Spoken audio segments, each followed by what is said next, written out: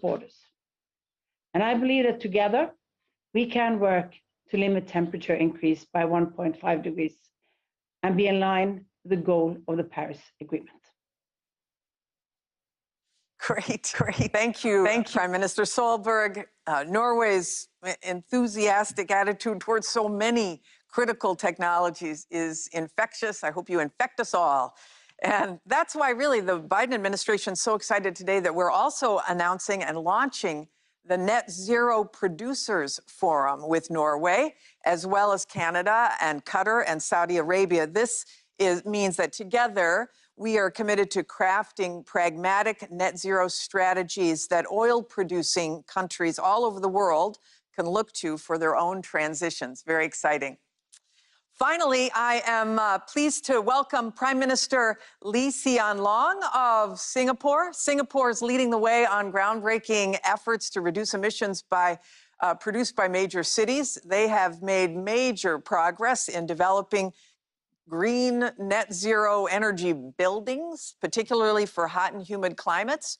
And they're showing the world how to design sustainable cities for the future. So welcome, Prime Minister.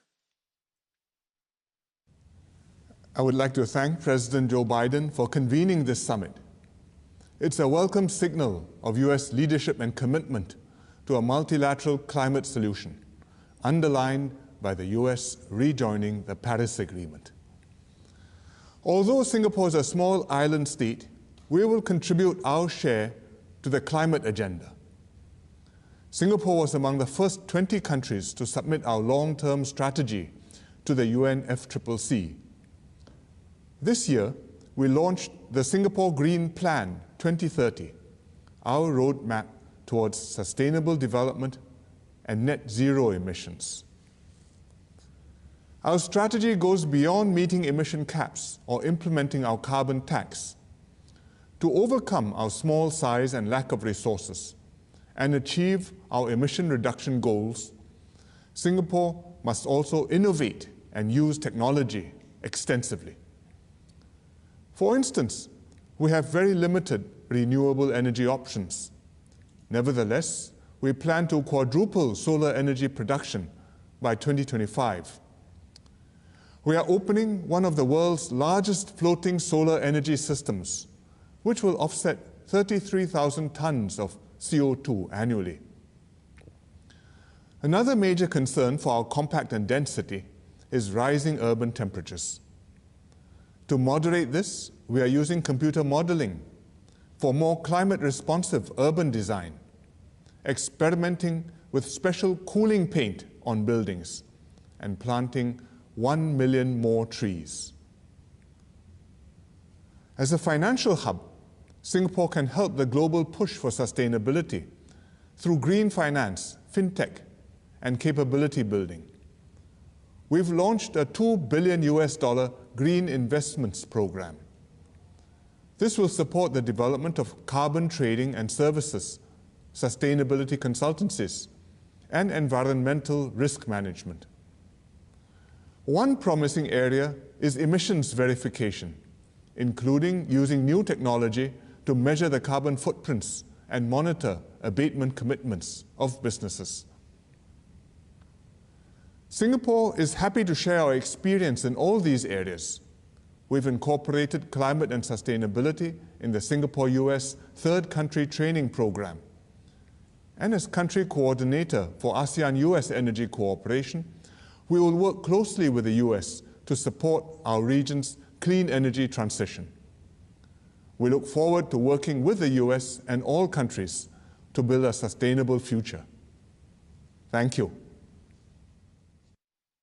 Well, thank you, Prime Minister. Singapore is certainly pushing the envelope in fascinating directions, from computer modeling for urban design, new technologies for emissions verification, all sorts of great stuff. But what's clear from these 6 heads of state is that there is really tremendous opportunity for investments in a broad range of clean energy technologies, not only to mitigate emissions and adapt our society to climate impacts, but to also boost our economies and create good-paying jobs for our citizens.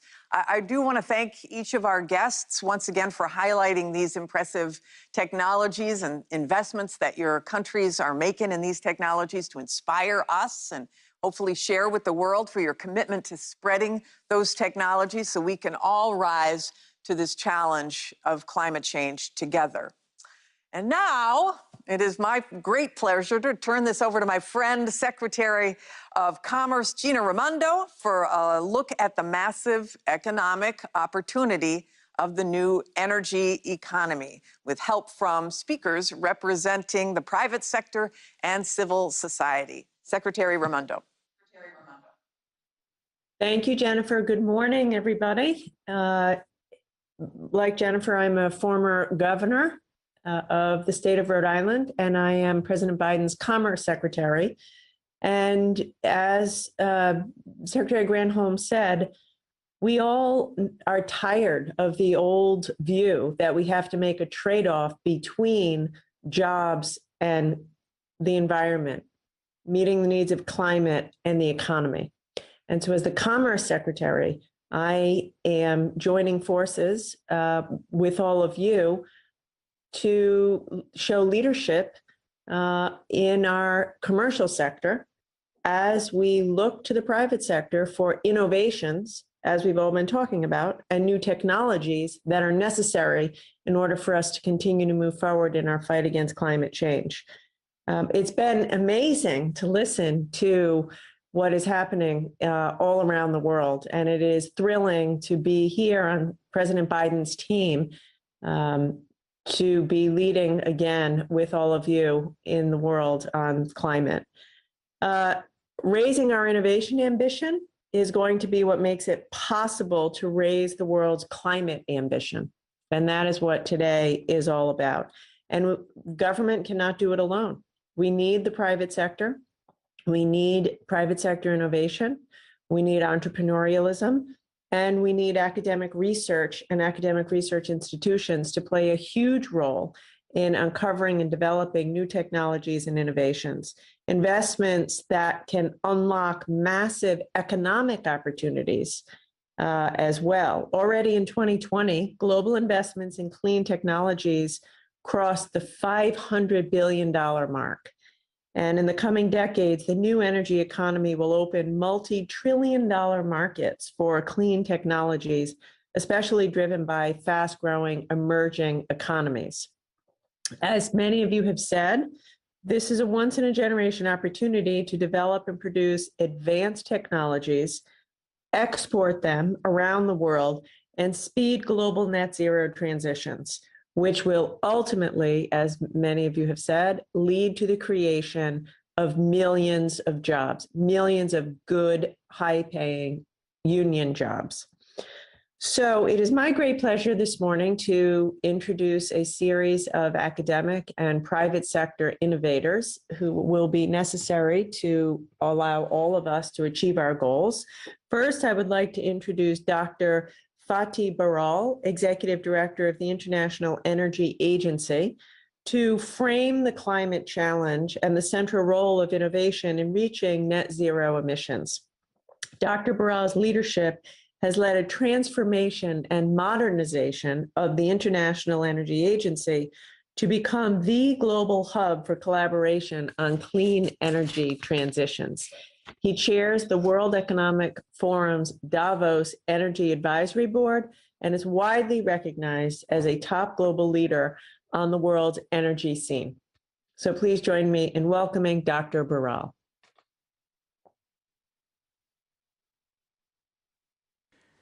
Distinguished guests, I would like to commend President Biden for convening this summit within 100 days of taking office.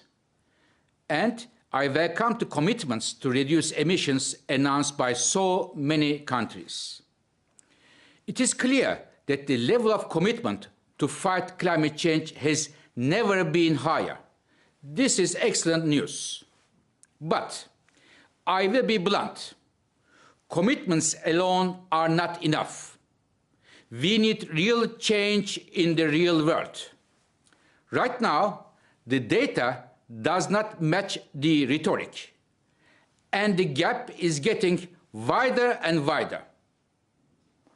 Our latest estimates for global emissions in 2021, this year, are a warning for humanity. Emissions are on track for their second largest increase in the history.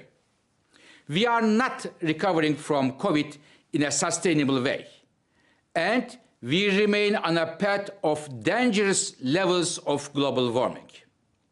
Yet, there are grounds for optimism. Electricity generated from renewables, solar, wind, and others, will break records this year, and the sales of electric cars will reach another record high. But getting to net zero emissions requires much more than that. We will need to transform our entire energy system. This means drastically cutting emissions from trucks, ships, and planes. We will also need to do the same for steel and cement factories, chemical plants, and in farming. We have today many technologies at our disposal: energy efficiency, solar, wind, electric cars, nuclear power, and many more. And we need to deploy these as quickly as possible. However, IEA analysis shows that about half the reductions to get to net zero emissions in 2050 will need to come from technologies that are not yet ready for market today. This calls for massive leaps in innovation across batteries, hydrogen, synthetic fuels, carbon capture, and many other technologies.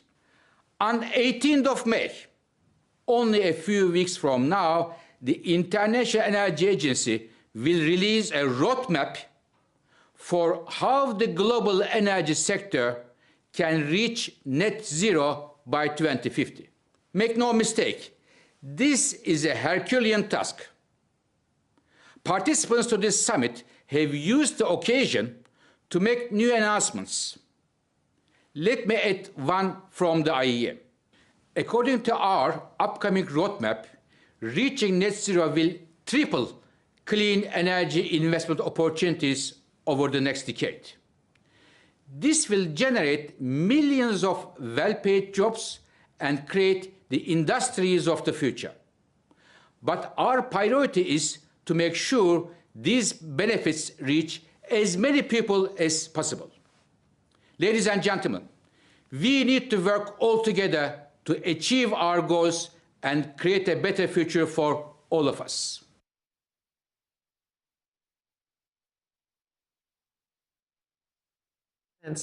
You remind us all of the urgency with which we must do this work. And it is a stunning statistic, really, to think that 45% of the emissions reduction we need to achieve must come from technologies which aren't fully developed today.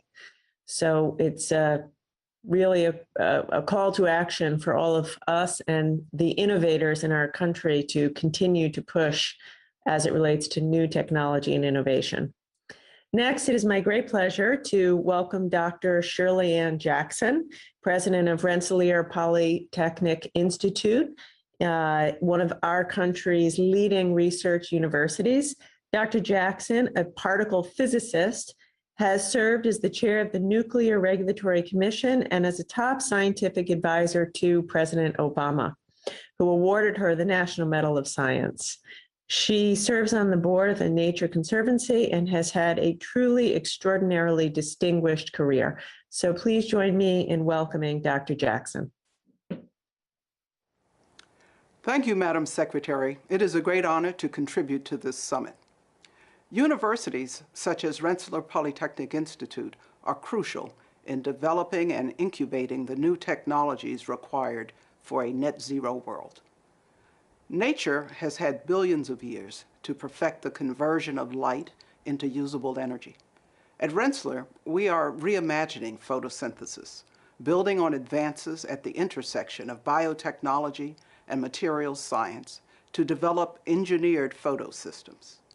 We envision using lipid nanoparticles, such as those used today to stabilize mRNA for vaccines, as a matrix for biomimetic components, able to generate hydrogen or capture electrons for electricity, or fix atmospheric CO2 for the production of carbon-neutral fuels and chemicals. In energy storage, our researchers are looking beyond lithium to the use of more earth-abundant materials, such as magnesium, potassium, calcium, or sodium, and using novel self-healing electrode designs to develop low-cost, safe, energy-dense, sustainable batteries. However, there is no innovation without innovators. Universities play the crucial role in educating the next generation of talent. To address the challenges of creating a clean energy economy, the United States and other nations must draw upon and develop the complete global talent pool, including women and minority groups historically underrepresented in science and engineering. Universities are the crossroads for collaboration across disciplines, sectors, geographies, and generations. And an integrative approach is required to decarbonize the many interconnected systems of our daily lives. Therefore, I am very pleased to announce that Rensselaer Polytechnic Institute is launching the Institute for Energy, the Built Environment, and Smart Systems in partnership with Siemens, Lutron Electronics, the international architecture firms HKS and Perkins & Will, and the Brooklyn Law School.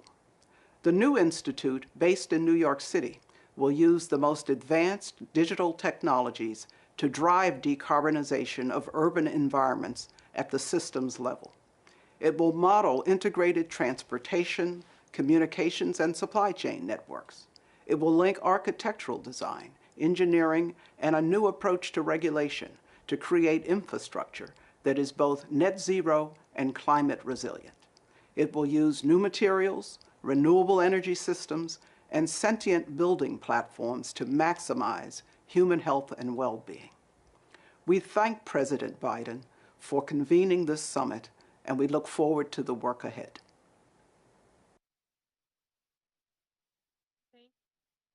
On your new institute, that's amazing. It's exactly the kind of research that's going to move this work forward. And we're thrilled that you were making this announcement at President Biden's summit this week. It's fantastic, and thank you for being with us. So now we're going to hear from some leaders focused on decarbonizing specific sectors of the economy, starting with renewable energy for the electricity sector. I'm very pleased to welcome Dr. Danielle Murfield, who's with us this morning. She is the Chief Technology Officer of GE Renewable Energy, which is, of course, a leading U.S. company that invests in the next generation of clean technologies and obviously creates many jobs in the process of doing that work. Danielle is a member of the National Academy of Engineering. Dr. Murfield leads research and development at GE into exciting clean energy technologies such as offshore wind and energy storage. And on a personal level, when I was the governor of Rhode Island was home to America's first offshore wind farm, and we had the great pleasure of working with GE in doing that. So please join me in welcoming Dr. Murfield.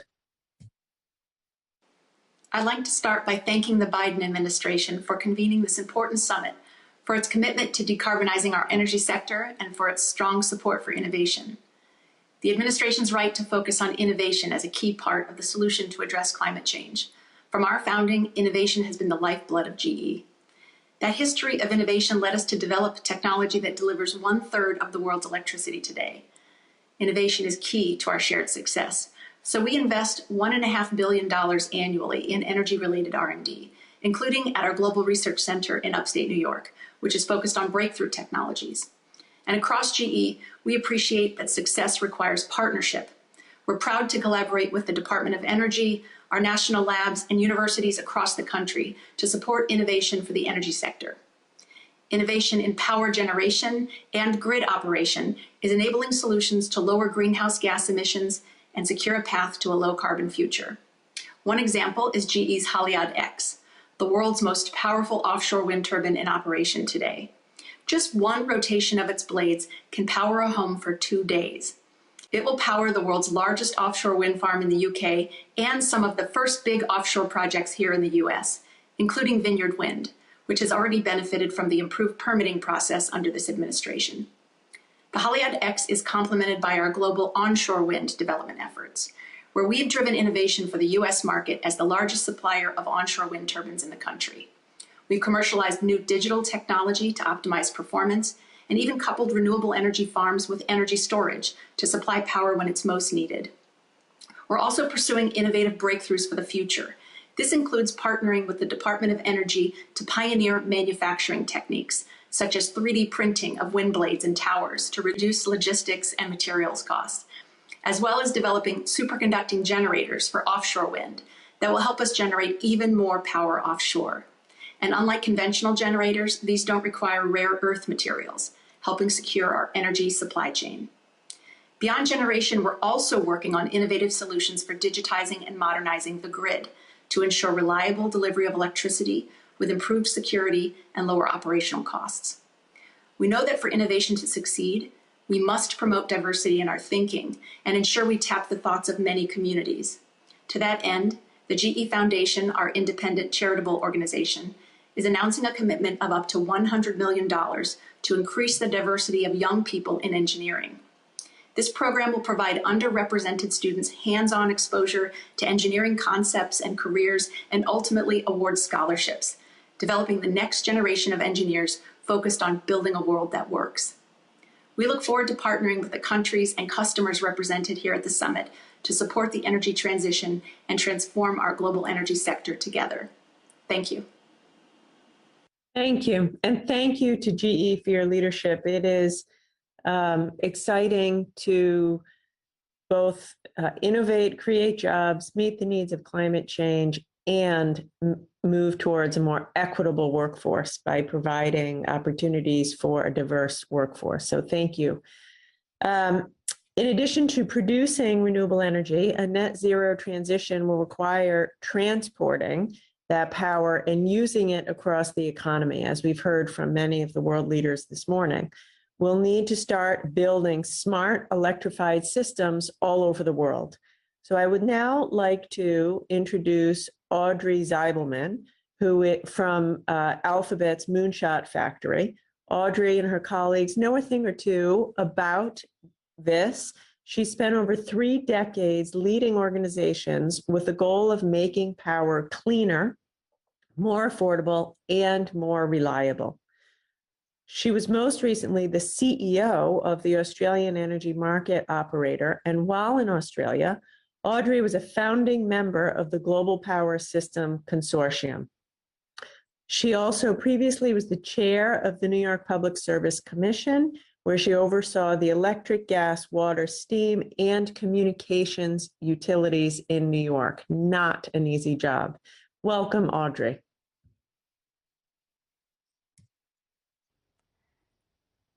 Thank you. President Biden, Special Envoy Kerry, Secretary Armando, Secretary Granholm, and honored guests. It's an honor to be here today. As we all know, to achieve our carbon reduction targets, we must provide people worldwide with access to clean, affordable, and reliable electricity. As a 30-year veteran of the electric industry, today I'd like to talk about the vital role technology innovation and broad sector collaboration must have in achieving this goal. What most people don't understand is that the power system only works if the supply of electricity balances with the amount being used every moment of the day. This has always been a difficult engineering challenge, but it's becoming even more so as we decarbonize the grid. I have firsthand experience of this and of how climate change is only making this task harder. Just over a year ago, I was in the control room with my team working to keep the lights on during unprecedented bushfires. We were losing major parts of the system, The limitations on our modeling and visualization tools meant we had to act with incomplete information. Because it was all they had, our engineers relied on experience rather than accurate data to make critical decisions. We were successful. However, as we know from recent events in Texas and in California, this is not always the case. The greatest fear of an operator is the inability to keep the power on, especially when our communities are most vulnerable. It is possible to run reliable power systems on renewables, but we urgently need smarter investments and better software to make it work. That's why last year, Australia and other leading system operators formed the Global Power System Transformation Consortium, or the GPST. The GPST is designed to direct and combine research efforts and to share our learnings worldwide, especially with developing nations. I'm honored to formally announce today that the United States and the United Kingdom are joining the GPST, and grateful that U.S. Secretary of Energy Granholm and UK BEIS Secretary of State Kwarteng helped us launch the GPST consortium formally. I believe so strongly in the importance of integrating cutting-edge technology into grid design and management. I left the energy industry to join X, Alphabet's moonshot factory, to lead their moonshot for the electric grid and be a part of Alphabet's industry-leading work to combat climate change and build a greener economy. Our team has been working with partners to develop the tools required to move our grids out of the industrial age and into the age of intelligence. I look forward to working with GPST members, governments, and industry leaders to make the moonshot of a clean, affordable, and reliable electricity system worldwide a reality. Thank you. Thank you, Audrey. Thank you for that terrific presentation and your exciting announcement about GPST. And thank you for reminding us of the very real and dangerous consequences of not doing this work and not innovating with urgency. So last but absolutely not least, it is my great pleasure to introduce Anna Borg, who has a long and distinguished career in the energy sector. Anna is the president and CEO of Vattenfall, a Swedish multinational power company, which has been a leading innovator in using green hydrogen to decarbonize highly emitting industrial processes. Prior to that, she was the CFO of this company, and as I said, has a long and distinguished career in the energy sector. Welcome, Anna. Thank you, Secretary, for the nice introduction. Thank you, President Biden and Secretary Kerry, for your leadership. With the United States now re-entering the global climate arena and the Paris Agreement, you can count on Sweden as a partner in this critical work. It is encouraging to hear that the United States is now joining the Lead It initiative.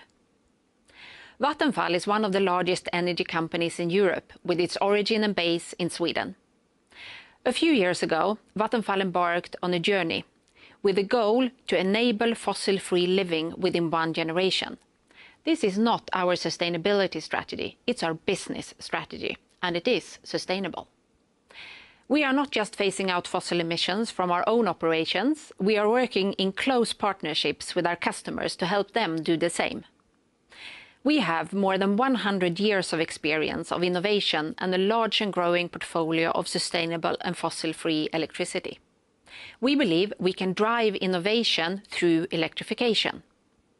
5 years ago, building on the Swedish heritage of cross-industry innovation, we began a partnership with leading mining and steel companies, LKAB and SSAB. Together, we created Hybrid, with the aim of producing the world's first fossil-free steel. The key is to replace the coal used in the existing steel-making process with hydrogen produced using fossil-free electricity. This is the biggest shift in steel-making industry in 1,000 years. Together, we have built a pilot plant in the Swedish town of Luleå, and this year it will produce the world's first fossil-free steel. Right now, we are taking the next step, a demonstration plant for large-scale production of iron sponge. This is no longer a vision, It's happening, and it has the potential to change the world. Hybrid is not the only initiative emerging from Sweden. There is a growing industry cluster around mining, steel, and new energy-intense businesses like battery production for electric cars. One of the main problems now is finding all the people needed to work in these industries and projects. The current technology development is dramatically driving costs down for CO2-free technologies. The single most effective tool in this transformation in Europe is the fact that there is a price for emitting CO2. This drives innovation. Vattenfall is partnering up to decarbonize also other sectors like refineries, transportation, mining and chemical industry. I commit to make sure that Vattenfall meets the targets in the Paris Agreement by phasing out fossil emissions from our operations and by enabling our customers to do the same. Transforming into a sustainable business is not only possible, it is the way to have a competitive edge in the future. And the future is not happening in 2050. All of us are creating it here and now. Thank you. Thank you. Thank you, Anna. Vattenfall is doing amazing work.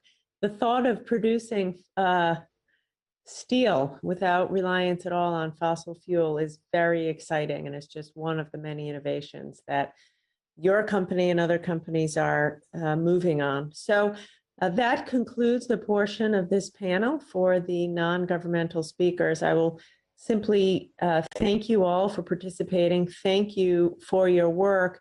And again, I think that what we just heard from the private sector is how important it is for this to be a public-private nonprofit partnership the entire way through if we are going to do the work that is required.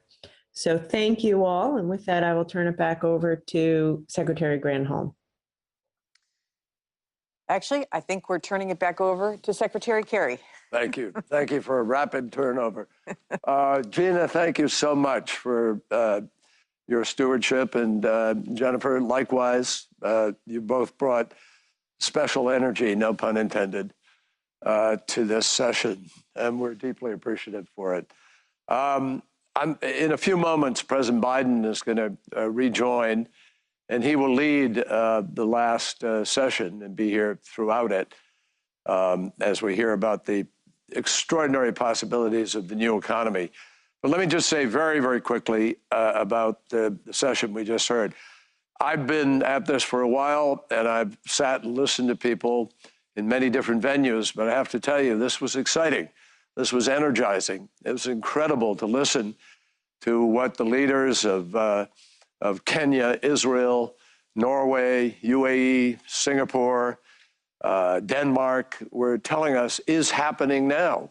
And what was fascinating about that is that each of those countries are smaller than the 20 that are providing 81% of all the emissions. So if ever there was an underscoring of the challenge that we face here, there are exciting things happening, unbelievable things happening. But as Dr. Birol reminded us, as a community of nations writ large, we are not getting the job done.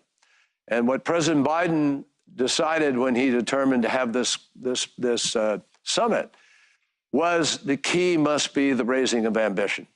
Country after country has stepped up, but the test is going to be not in the rhetoric, as Dr. Birol said. It's going to be in whether or not we really buckle down and get this done. It's not a lack of capacity. It's an apparent lack of willpower in some places to move as fast as we are able to move. The bright future that waits us on the other side of this transition is what President Biden wants to focus on as the last session of this gathering. So without further ado, we want to get to that. I thank everybody for taking part in this particular session. And in a moment, we're going to listen to the economic benefits and jobs, the once-in-a-generation opportunity that we have to transition our economies and to do better for our people as well as for the planet itself. So we look forward to that session. Thank you.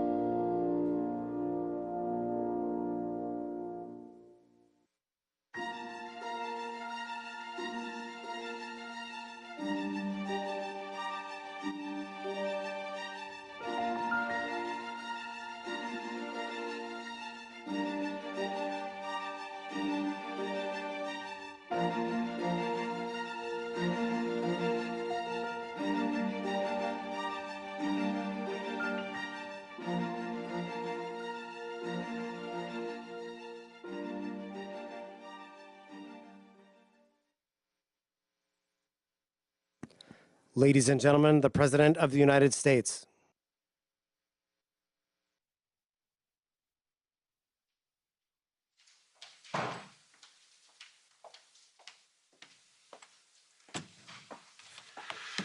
Well, welcome back. And thank you all again, all the world leaders who've joined us. Thank you for joining. And John, thank you for putting this together. We've made great progress, in my view, so far. I'm grateful to all the leaders who have announced new commitments to help us meet the existential threat of climate change.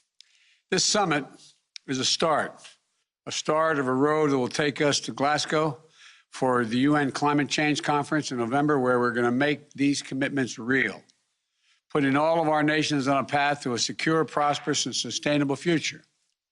Today's final session is not about the threat of climate change poses. It's about the opportunity that addressing climate change provides. It's an opportunity to create millions of good-paying jobs around the world in innovative sectors. You know, jobs that bring greater quality of life, greater dignity to the people who are performing those jobs in every nation. For a line worker, electricians, utility workers, line transmission lines, connecting battery storage, and making our electric grid more modern. For automotive workers, building electric cars, trucks, and buses. Skilled workers installing and charging stations to accommodate them throughout our countries. Construction workers, engineers, insulators, upgrading our schools and commercial buildings and constructing new energy-efficient homes. Manufacturing workers building nuclear and carbon capture technologies, solar panels and wind turbines. And people working in the fields that we haven't even conceived of yet, on farms and on factories and in laboratories and universities, with things we haven't even thought of so far. This challenge and these opportunities are going to be met by working people in every nation. And as we transition to a clean energy future, we must ensure that workers who have thrived in yesterday's and today's industries have as bright a tomorrow in the new industries, as well as in the places where they live, in the communities they have built. When we invest in climate resilience and infrastructure, we create opportunities for everyone. That's the heart of my jobs plan that I proposed here in the United States. It's how our nation intends to build an economy that gives everybody a fair shot. As you heard in the last session, it requires investing in innovation. That's why I've asked the Secretary of Energy, my Energy Secretary, Jennifer Granholm, who you saw earlier, to speed the development of critical technologies to tackle the climate crisis. No single technology is the answer on its own, because every sector requires innovation to meet this moment. You know, this critical effort is going to propel the most impactful breakthroughs at home and around the world and lower the cost of we're paying now for polluting the air so badly.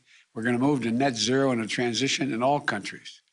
And look, every country will need to invest in new clean energy technologies as we work forward and to deal with net zero emissions.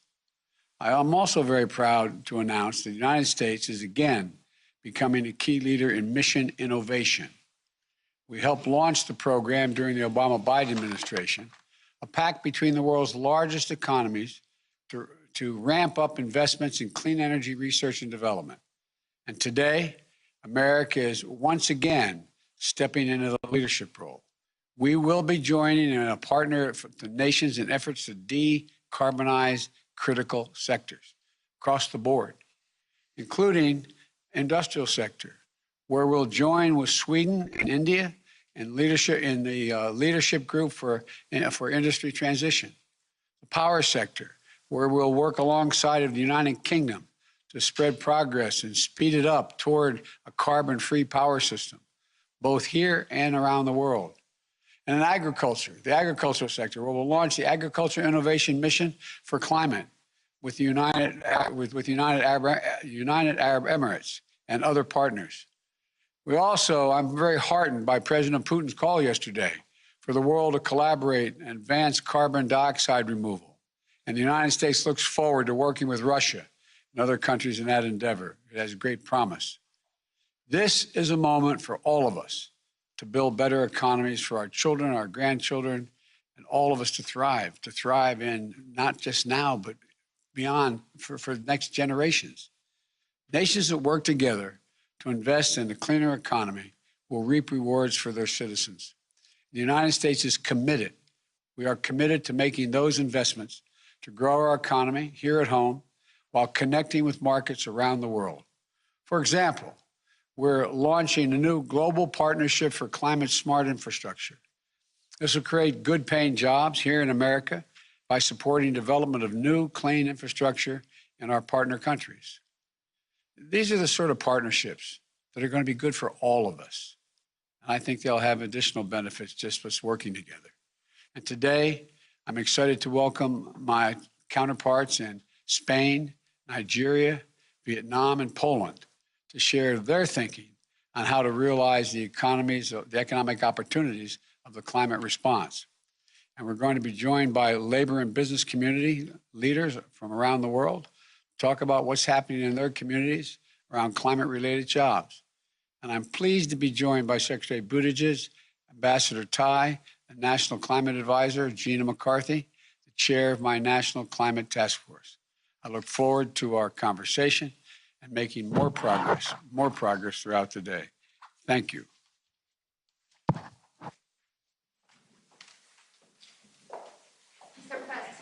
Mr. President, what do you think about the Brazilian president's speech yesterday? Thank you,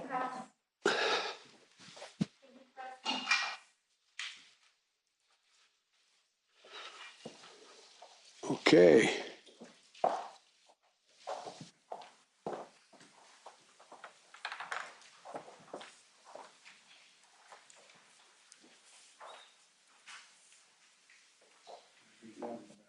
Thank you so much, Mr. President. Okay.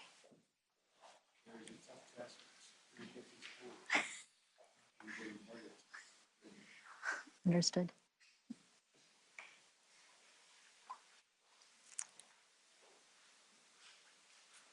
I think it's me, right? Thank you, Mr. President. It is now my pleasure to introduce the Prime Minister of the Kingdom of Spain, Prime Minister Sanchez. The floor is yours. Hello, Your Excellencies, distinguished participants. I thank President Biden for convening this summit, and I sincerely commend his renewed determination and commitment to the Paris Agreement and multilateralism. I fully agree that this is the only possible way to overcome what he defined yesterday as the existential threat of our time. Urgent and significant action is needed to fight the current climate emergency, and the European Union, including Spain, as one of its climate leaders, has been consistently working towards that goal. Delaying the ecological transition will not help us build back better later. We must use this historical opportunity to fast forward the transition towards a net zero emission future. But although $10 trillion could be mobilized globally for COVID-19 recovery, the first signs are not too encouraging. The world is calling us to act. This week, 101 Nobel laureates addressed as their call to stop fossil fuel expansion. I would like to reply to them today. Spain hears you loud and clear, and we are determined to act on it. I would like to focus on how this transition should look like. Let me share with you 3 messages. The first, climate action has to put people at the center. The process of decarbonization will produce winners and losers, and governments must support proactively the regions and communities negatively affected, helping transform challenges into opportunities. Investing in climate ambition and just transition policies today makes better economy and social sense. The Spanish experience shows that a just ecological transition is possible. Over the last 3 years, we have closed our mines and most of our coal power plants as part of our energy transition strategy. By 2022, we will have phased out 85% of the installed coal power generation capacity that existed in 2018. This outstanding achievement needs to be done through social dialogue. Thanks to engagements with worker unions, business organizations, and local authorities, We carved out just transition agreements in order to channel direct investments, restore declining areas, support innovative industrial projects, retrain workers, and protect small and medium enterprises. We're currently working with the affected regions to attract some of the most innovative, future-proof projects, including cutting-edge renewable energy, renewable hydrogen, or energy storage, matching both the challenges and the opportunities of this transition. The second message is that I firmly believe that the ecological transition offers extraordinary opportunities. Investing in energy transition technologies can create close to 3 times more jobs than the fossil fuels for each $1 million spent. In my country, Spain, the National Energy and Climate Plan estimates that more than 230 billion euros will be mobilized over the next decade. These private and public investments will create between 250,000 and 350,000 jobs, many of them in the manufacturing and construction sectors. Furthermore, our new COVID recovery plan will enable us to mobilize an unprecedented volume of money. We will benefit from up to 140 billion euros in transfers and loans over the next 6 years. And nearly 40% of those funds will be allocated to ecological transition-related investments. And finally, ambitious climate actions need to be anchored on a strong regulatory framework. This is why we are just approving our climate change and energy transition bill, which enshrines into law the objective of climate neutrality by 2050 and sends a strong and clear message to the market, providing legal certainty. Ladies and gentlemen, Spain has been leading by example. We have learned a lot in the process, and we are keen to share our experience because we know that addressing climate change is a global endeavor. We must act collectively, we must act now, and we must not leave anyone behind. I thank you. Thank you, Mr. Prime Minister, for sharing your work on advancing high-quality jobs within your decarbonization strategy. It is now my pleasure to introduce the President of the Federal Republic of Nigeria, President Buhari. Welcome. Thank you.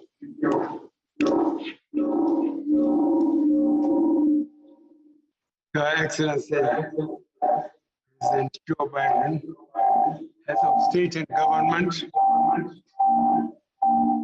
ladies and gentlemen, I would like to express my profound appreciation of the President of the United States, His Excellency Joe Biden, for convening this summit at a time the world is experiencing tremendous vulnerability from the coronavirus pandemic and climate change impacts, among several other global challenges.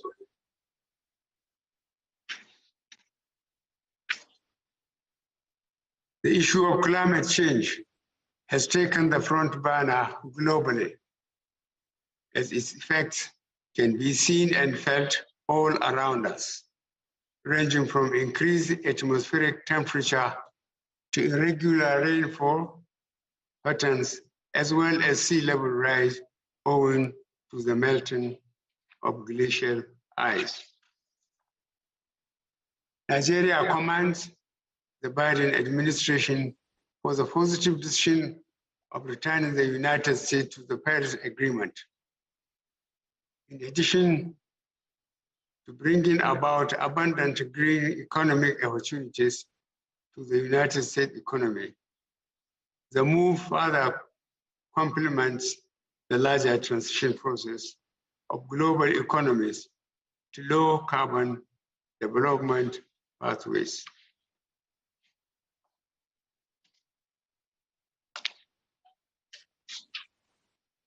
This summit would indeed prove instrumental in galvanizing high-level political support for the implementation of the Paris Agreement and its cut-wise rule book, as well as inviting more countries and stakeholders to take more climate-oriented responsibilities. As one of the most vulnerable nations, Nigeria is undertaking major environmentally sound and climate-friendly programs and treading the path of sustainability. Since ratifying the Paris Agreement in 2016, Nigeria has rolled out several policy enablers, set up institutional frameworks to cut emissions by 20% unconditionally and 45% conditionally, with international support by 2030. Nigeria is convinced that through net zero transition, tremendous prospects are available for job creation and other economic benefits. We are expeditiously implementing programs that stimulate gradual transition away from the use of wood stoves to kerosene, liquefied natural gas, biogas, and electricity. The immediate effects include healthy competition among private sector players, leading to higher productivity, employment, and faster service delivery.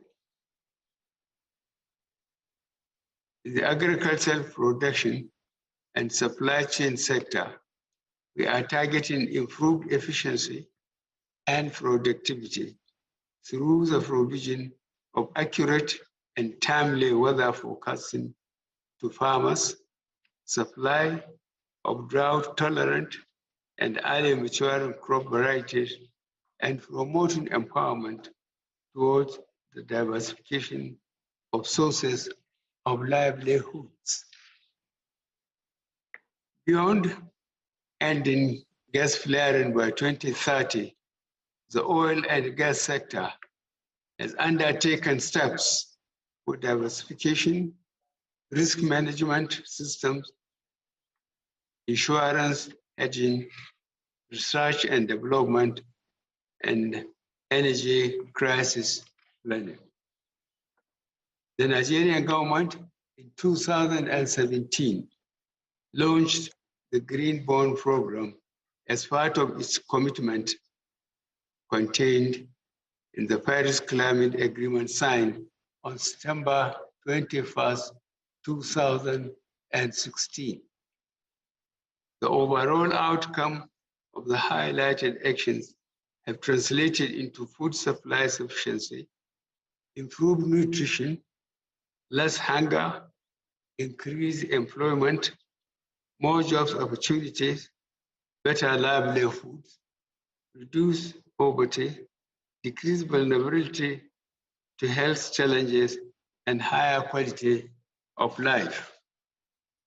Excellencies, Nigeria calls on countries to embrace circular economy and sustainable production and consumption models in order to expedite attainment of the long-term goals of Paris Agreement. I wish Your Excellencies to reiterate Nigeria's commitment to galvanize the relevant stakeholders for climate action and our readiness to extend support to regional, continental, and global multilateral processes for the attainment of the lofty objectives of the Paris Agreement. The fight to redress the impact is the responsibility of all. Thank you. Thank you, Mr. President, for highlighting the incorporation of green jobs into the recovery from the health and economic crisis in Nigeria. It is now my pleasure to introduce the President of the Socialist Republic of Vietnam. President Phuc, we look forward to your remarks.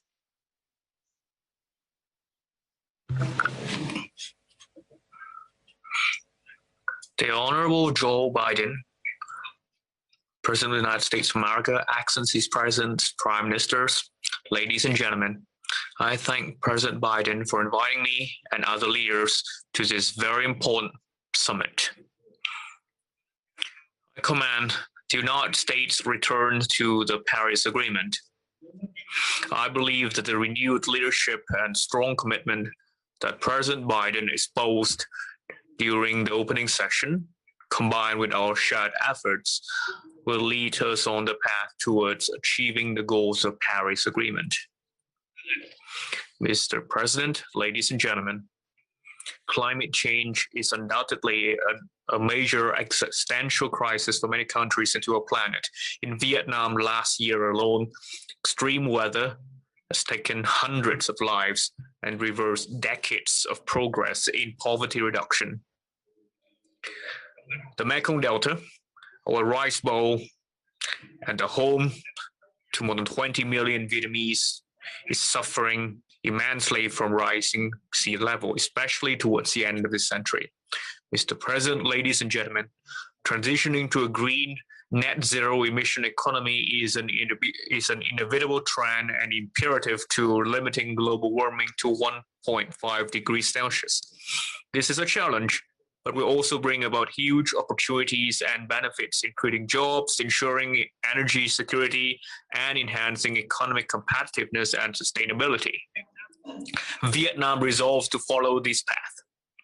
At the same time, we need a suitable roadmap for developing countries where much hardship remains. Accordingly, I wish to highlight the following points. First, transition must be just and inclusive. It must ensure equal access to opportunity, benefits, place the people at the center, and leave no one behind. It must especially be supported by the people, businesses, and scientist communities. Second, developed countries must continue to take the lead in emission reduction commitment while giving greater concrete support to developing countries, including Vietnam, in financing, in new technology development, in high quality and efficient infrastructure, and in job creation. We welcome and hope to receive the assistance from the U.S. International Climate Finance Plan and other international financial arrangements, including from international companies and corporations. Third, the pursuit of climate goals should be compatible with each country's conditions, including the need to alter their lifestyles, their modes of production, and their work. This endeavor must be integrated into national development strategies and plans. Each country must itself make efforts and make good use of international aid and resources. There need to be national mechanisms for oversight and evaluation of implementation to improve the ability to recover. Vietnam is a developing country. Our industrialization has only truly begun 3 decades ago, yet we make every effort to contribute to the global action. Vietnam has been quick to submit its NDCs to the United Nations and mainstream them into our domestic law for earnest enforcement. By 2030, we pledge to reduce emission by 9% with our domestic resources, or 27% if provided international support, bilaterally and multilaterally. We will greatly reduce coal-based power generation and increase the share of renewables in the total primary energy supply to 20% by 2030 and 30% by 2045. We will reduce greenhouse emission intensity per GDP by nearly 15% and methane emission from agricultural production by 10%. Earlier this month, Vietnam launched a program to plant 1 billion trees by 2025. This project alone is expected to absorb 2 to 3% of Vietnam's total emission by 2030. Mr. President, ladies and gentlemen, I'm confident that the challenges of climate change shall be drivers for solidarity and positive change as we move towards COP26 in the UK and contribute to a more sustainable future for generations to come. Thank you very much. Thank you, Mr. President, for sharing your thoughts on the intersection of renewable investments and job creation. It is now my pleasure to introduce the President of the Republic of Poland. President Duda, the floor is yours.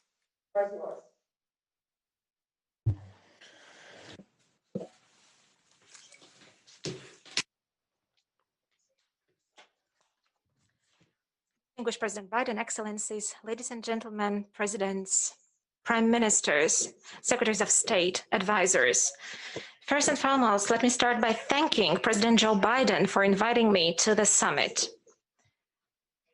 Poland plays a very active role in the global climate policy. Let me just mention that it was with huge reduction surplus of CO2 that we managed to accomplish the commitments on the Kyoto Protocol from 1997. This surplus was the assumption of 6% reduction, and in our case, we managed to reduce by as many as 27% because the reduction was 33.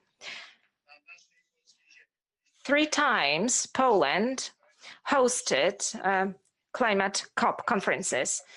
In 2018, at COP24 in Katowice, we developed under the Polish leadership the Katowice Rulebook, as well as the Solidarity and Just Transition Silesia Declaration. This paved the way for the adoption of the Paris Agreement and allowed to enhance the importance of human dimension in the spirit of the principle that nobody should be left behind.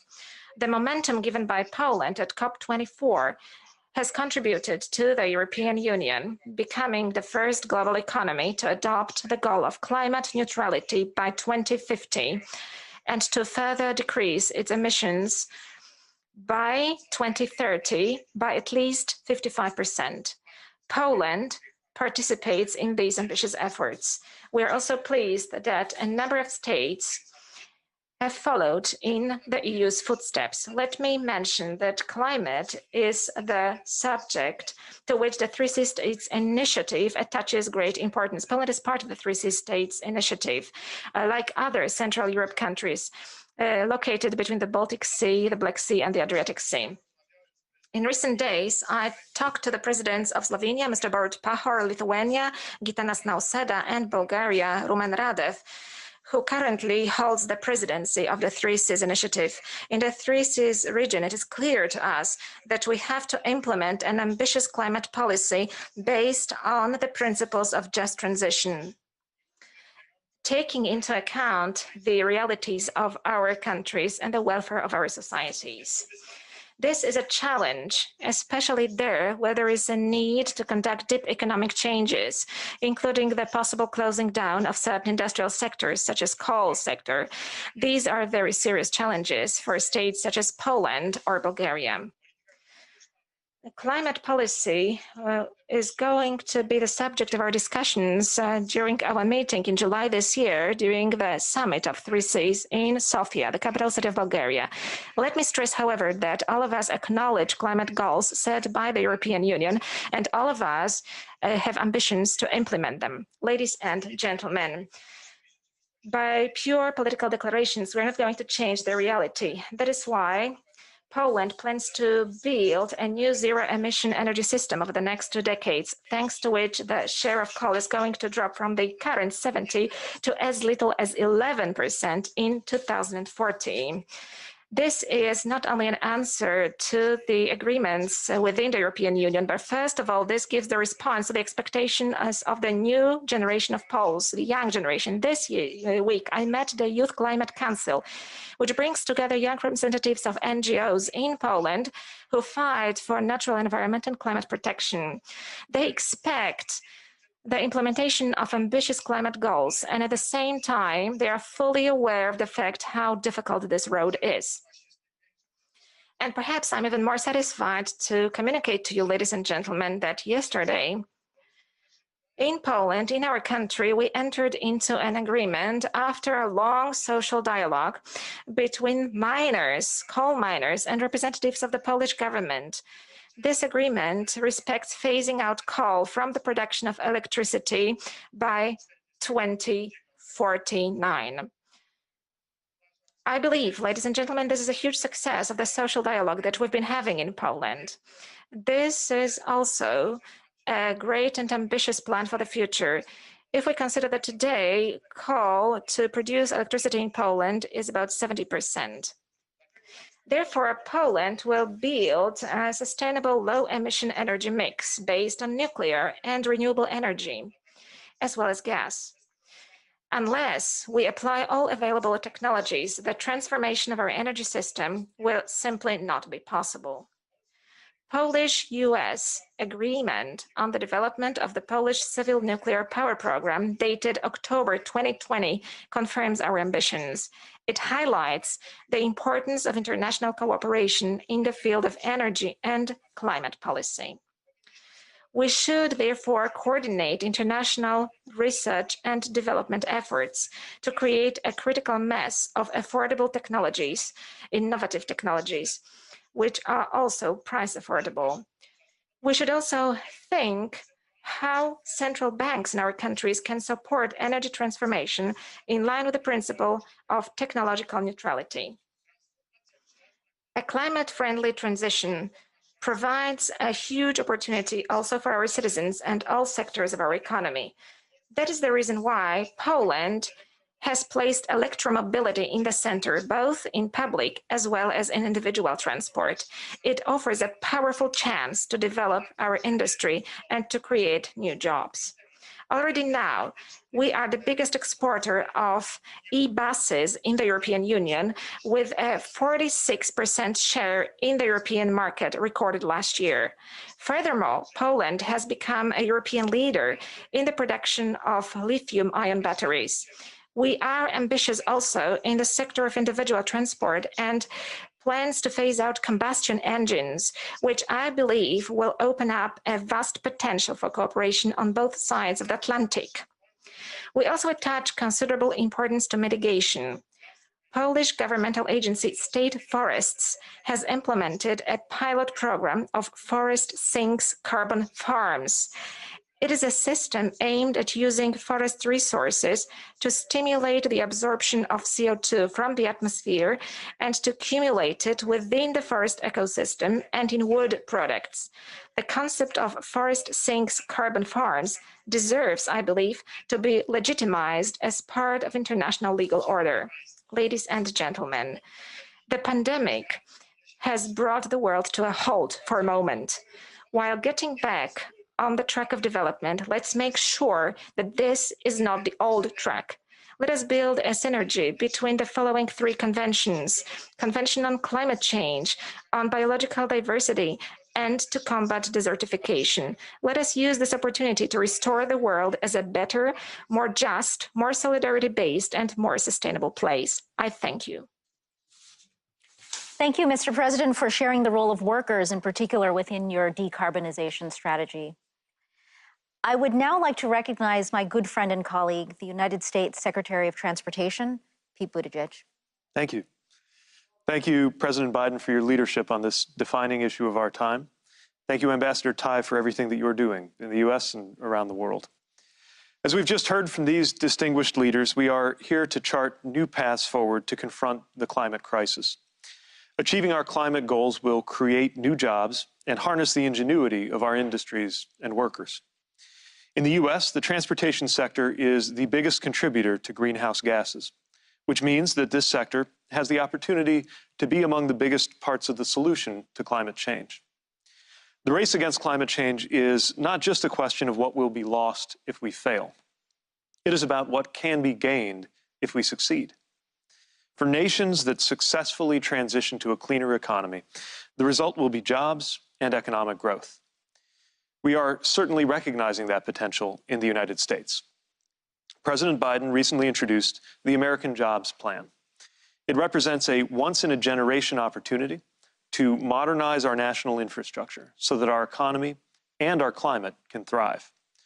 With its investments in electric vehicles, public transit, rail, road redesign for pedestrians, and sustainable, innovative materials, this plan will move us away from our over-reliance on fossil fuels and toward net zero carbon emissions. This plan is fundamentally an investment in our economy and our collective future. It will create millions of good jobs for the workers who will make our roads and bridges more resilient, lay new train lines, expand public transit, install electric vehicle chargers, and manufacture the vehicles that will depend on those chargers. And the majority of these new jobs will be available to workers without a degree. At least 40% of the benefits of the plan's climate investments will flow to underserved communities, which often bear the burden of transportation pollution and are at high risk of climate disruption. If our planetary warming exceeds 1.5 degrees Celsius, the impacts will be catastrophic for all of us. We still have an opportunity to prevent that if the depth of our commitment meets the urgency of this challenge before us.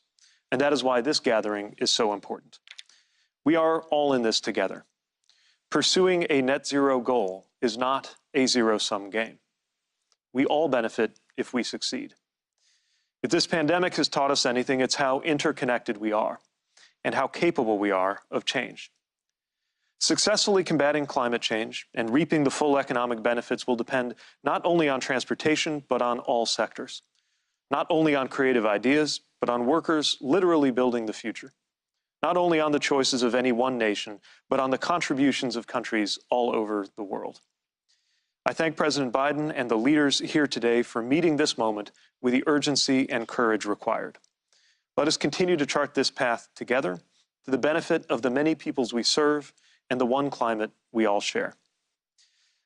I'm now pleased to introduce National Climate Advisor Gina McCarthy, who is helping to coordinate the all-of-society approach that you will hear about in this roundtable. Advisor. Thank you for the introduction, Secretary Buttigieg, and for all of the work that you're doing. And I'm excited to have a chance to help moderate an outstanding panel of entrepreneurs and business people.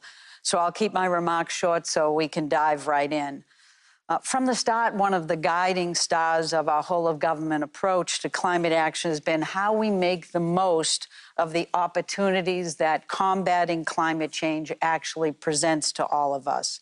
So as we work to develop our nationally determined contribution, one of the most important things was understanding how it positioned our workers and our industries to tackle the climate crisis. President Biden has always believed that tackling the climate crisis presents an incredible economic opportunity. And the fact is that creating jobs and tackling climate change actually can go hand in hand, and it must. And that's why I'm so pleased to be talking to this group today, because more than anyone else, you understand the opportunities we have to create good-paying union jobs, to improve public health, to keep our communities safe, and to advance the issue that is so important to all of us, the issue of environmental justice. And you're showing that the opportunity is already here, and it's only going to grow alongside our ambition, so long as we invest in our infrastructure, in innovation, in our workers, and in our communities. And I'm excited to hear how you are already unlocking those opportunities. So let's dive right into the conversation. So first, let me start with Sharon Burrow, the General Secretary of the International Trade Union Confederation.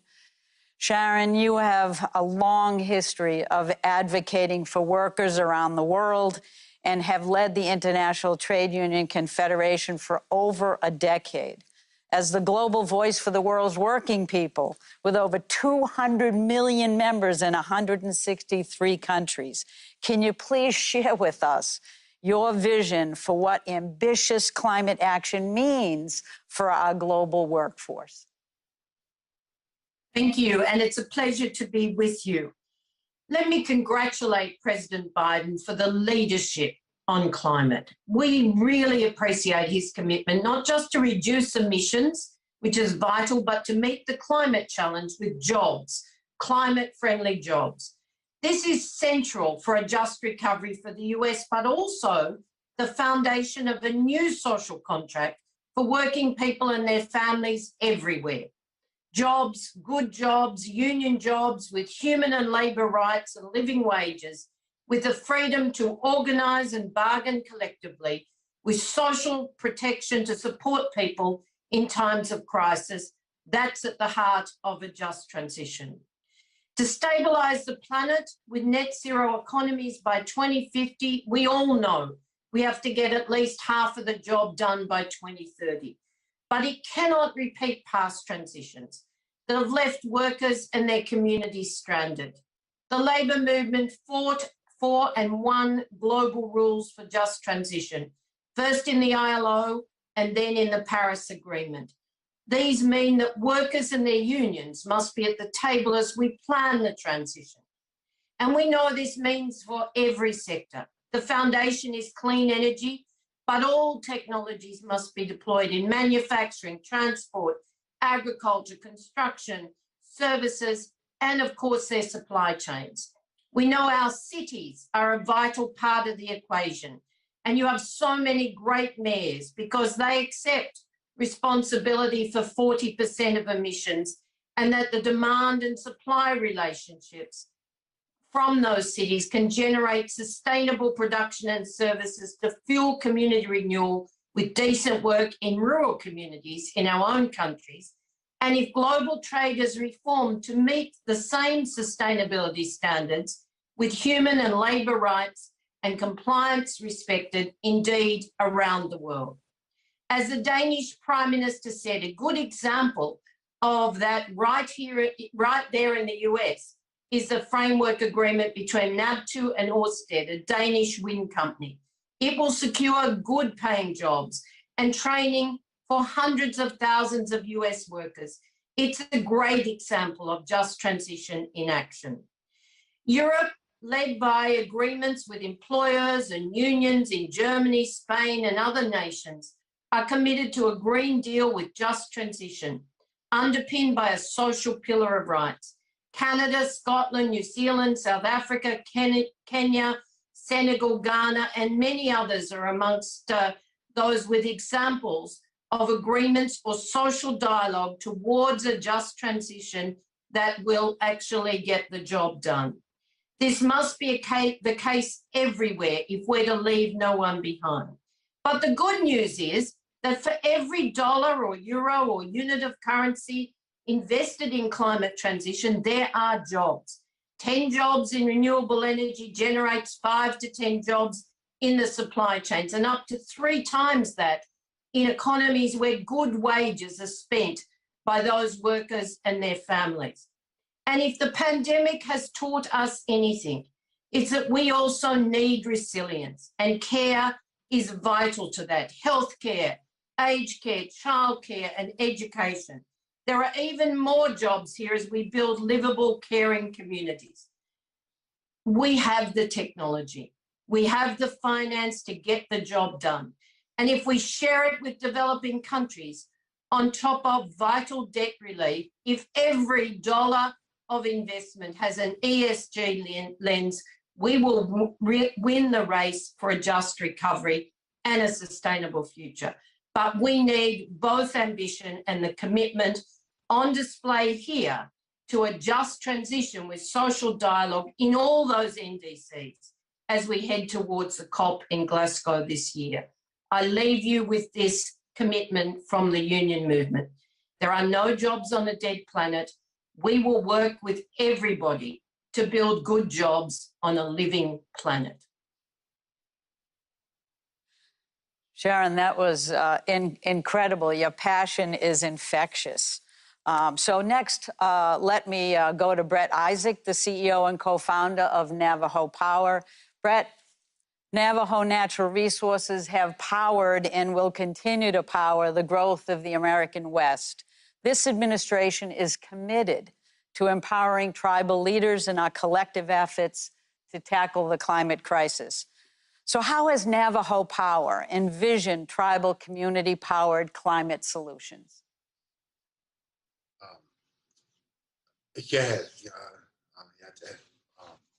Tribal nations have been at the epicenter of energy impact and want to continue being the driver of that effort through the cultivation of clean energy assets.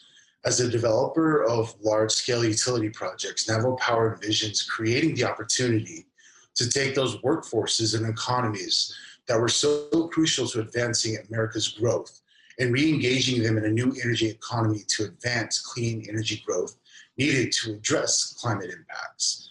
We're excited to see President Biden's vision and engaging our communities in creating real, tangible solutions to address the climate crisis.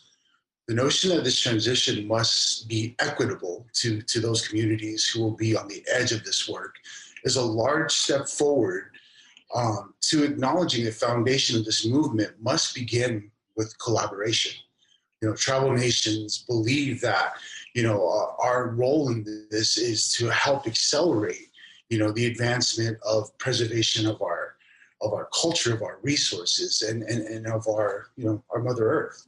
So the idea behind what Navajo Power wants to do is create the platform that's going to be the spark needed to accelerate the recovery and advancement of tribal economies.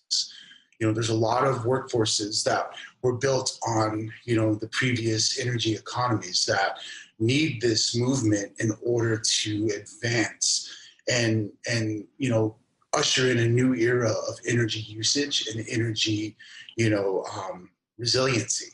And we believe that, Navajo Power itself can play a role in creating that landing spot for job growth, for economic growth, for communities to thrive under these conditions that we're looking to create with the development of large-scale solar, wind, storage, and all the other technologies that are yet to be developed that we need in order to get to a place where we feel like our environment is protected and preserved. And so, from what we see as an important step, we thank President Biden for kind of convening this conversation because it's much overdue, but it's much needed in order for us to advance going forward. So I'm very proud that, to be here to talk about what we're doing, but also very proud to get to work under this administration's initiatives. Thank you. Thanks, Brett. And I know that tribal voices remain so important to us if we want to hope to lift all communities and all nations. So thank you very much for those words. Now I'm excited to hear from Nutabi Sangmusia, the CEO of Easy Solar. Great name, by the way, Easy Solar. Nutabi, the African continent currently faces a significant challenge. You have 600 million people without access to a formal grid. It also has a young and growing population. So what role can renewable energy play in accelerating both access to energy and economic livelihoods in Africa so we can ensure that no one is left behind? Thank you so much, President Biden and Gina McCarthy and your administration for convening the summit and for having me here. As a young African woman, I'm incredibly grateful for this platform. It's a unique moment in our human story, and I want to start by taking a moment to acknowledge where we find ourselves in history. Up until recent times, when any continent has attempted to bring people into the modern economy, we've done so without concern for the planet and its limits. But here today in sub-Saharan Africa, where 75% of the world's off-grid population lives, we're being asked not to copy and paste a formula that has proven effective time and time again at industrializing and modernizing human life.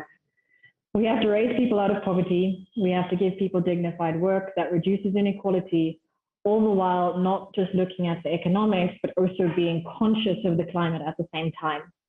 Now, this may sound like an unfair conundrum, and at times I lament at the injustice of having to rise above a problem we did not create. But I do believe it's a unique opportunity to look forward rather than backwards, to challenge the status quo and say economic development does not have to be dirty. Progress does not have to be recklessly unjust, that we as Africans can learn from the past while acknowledging what we have at our disposal in the present. I'm speaking to you here from Freetown in Sierra Leone. My company, Easy Solar, operates in West Africa. Our focus countries have some of the lowest rates of electrification in the world. When we first started operating 5 years ago in Sierra Leone and Liberia, it was as high as 95% of the population without power. And I mean being without power in so many more ways than one. The vast majority of people who are off-grid in Africa are based in rural communities with limited access to economic opportunities. If current trends continue, 100 million youths will be entering the African labor market, will be unemployed by 2030. This is important to me personally because I'm one of the fortunate young ones. Power only went out a few nights a week in my home when I was growing up, and I was lucky enough to have access to economic opportunity. But we cannot let Africa's future rest on luck and good fortune. And thankfully, we don't have to. And here's where my optimism comes in. Easy Solar, along with many others in the off-grid sector, are bringing power to people where they are. We're going all the way to the last mile and doing so by employing people who are from those communities. In short, we're building power from the ground up. Off-grid solar companies across Africa and many grids are already employing as many people as traditional utility power sectors in some of the more developed markets in Africa. We heard earlier today from President Kenyatta. In Kenya, decentralized renewable energy companies are directly employing upwards of 10,000 former workers, the majority of which are based in rural areas. This figure is comparable to the number employed by the Kenyan state utilities. And here in West Africa, Easy Solar in just 5 short years has created job opportunities for 800 young and passionate people who want to contribute positively to their communities. And beyond the direct employment that we create, access to electricity generates broader economic activity. Some estimates put it as high as 5 times as many non-energy productive use jobs are created through access to electricity. So yes, we are at a unique moment in history, but we have so much more at our disposal now, and I think we can do it differently. We can power communities while providing access to good work without the negative impacts of carbon emissions that has characterized mass electrification in so many other parts of the world. I haven't spoken about it much, but I want to close off by saying I do believe there is a role for utility scale power, but we cannot overlook that decentralized renewable energy is a major part of the equation. We need firm commitments from government and the financial community to deploy the $11 billion in funding the off-grid sector needs to accelerate access to energy and economic opportunity at scale. We need to mainstream these solutions that will be a major part of wiping out energy poverty in Africa, while providing a generation of young people with good work without harming the planet. I hope you'll join me and the rest of the sector, very excited about what we're doing in expanding the good work that has already been done to leave no one behind. Thank you so much. Nutabi, thank you so much. I think young people everywhere in the US and across the world have made a vast difference in pointing out the need for urgency around climate, but also bringing such fresh energy to the table and ideas. You're right, we have to look to the future and it's yours. And we have to play our part, so thank you for that. Now let's turn to George Oliver, the CEO of Johnson Control. Hi, George, it's good to see you.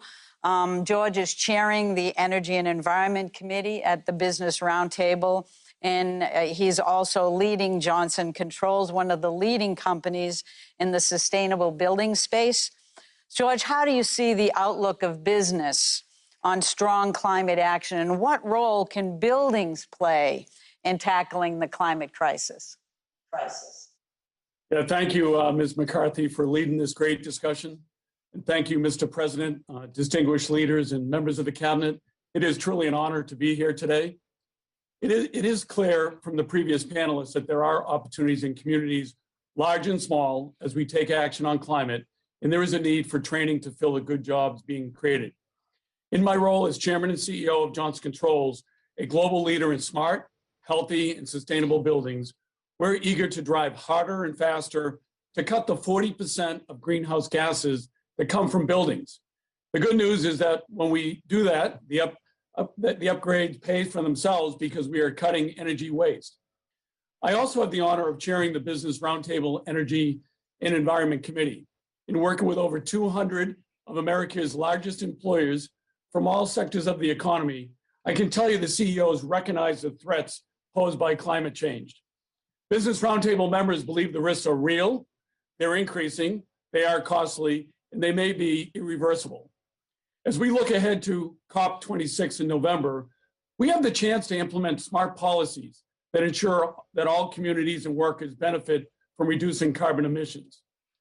Business Roundtable believes that a comprehensive market-based policy can spur innovations, ensure equity, and help avoid the worst impacts of climate change. Importantly, Business Roundtable knows that business and government must work together and lead by example to meet the scope of the challenge. In fact, the vast majority of Business Roundtable CEOs have pledged to reduce their emissions, with nearly half committing to achieving net zero emissions in their companies by 2050 or sooner. At Johnson Controls, sustainability is our business. We committed to achieving net zero carbon before 2040 and announced science-based targets for 2030. We are proud to be ranked among the 100 most sustainable companies globally.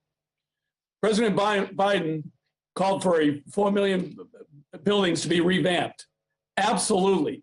At Johnson Controls, we know that that can be done, and we would be foolish not to do so because inefficient buildings are a climate hazard and because money is wasted right along with energy. Working with our customers, we've cut emissions more than 30 million tons, and we have saved them $6 billion. And we guarantee the results, since we are confident substantial savings will be achieved. With digital technologies like our OpenBlue platform, we are creating not only efficient, but net zero buildings, campuses, and whole communities. So we think it is clear, driving sustainability and tackling climate change is a collective effort. At the Business Roundtable and Johnson Controls, we know that when we take this challenge on, we will cut emissions and cost, create good jobs, and build resilient, healthy infrastructure. Mr. President, we are ready to get to work. Thank you. Well, George, thank you. It's incredible to have the Business Roundtable and your voice so powerfully partnering on this issue with us. And it means a lot, as well as your leadership at Johnson Controls. It's quite inspirational. Next, let's hear from Roxanne Brown. Hi, Roxy. It's good to see you. Roxanne is the International Vice President of the United Steelworkers. The United Steelworkers represent almost 1 million American workers in manufacturing and transportation and buildings and many other critical parts of our economy.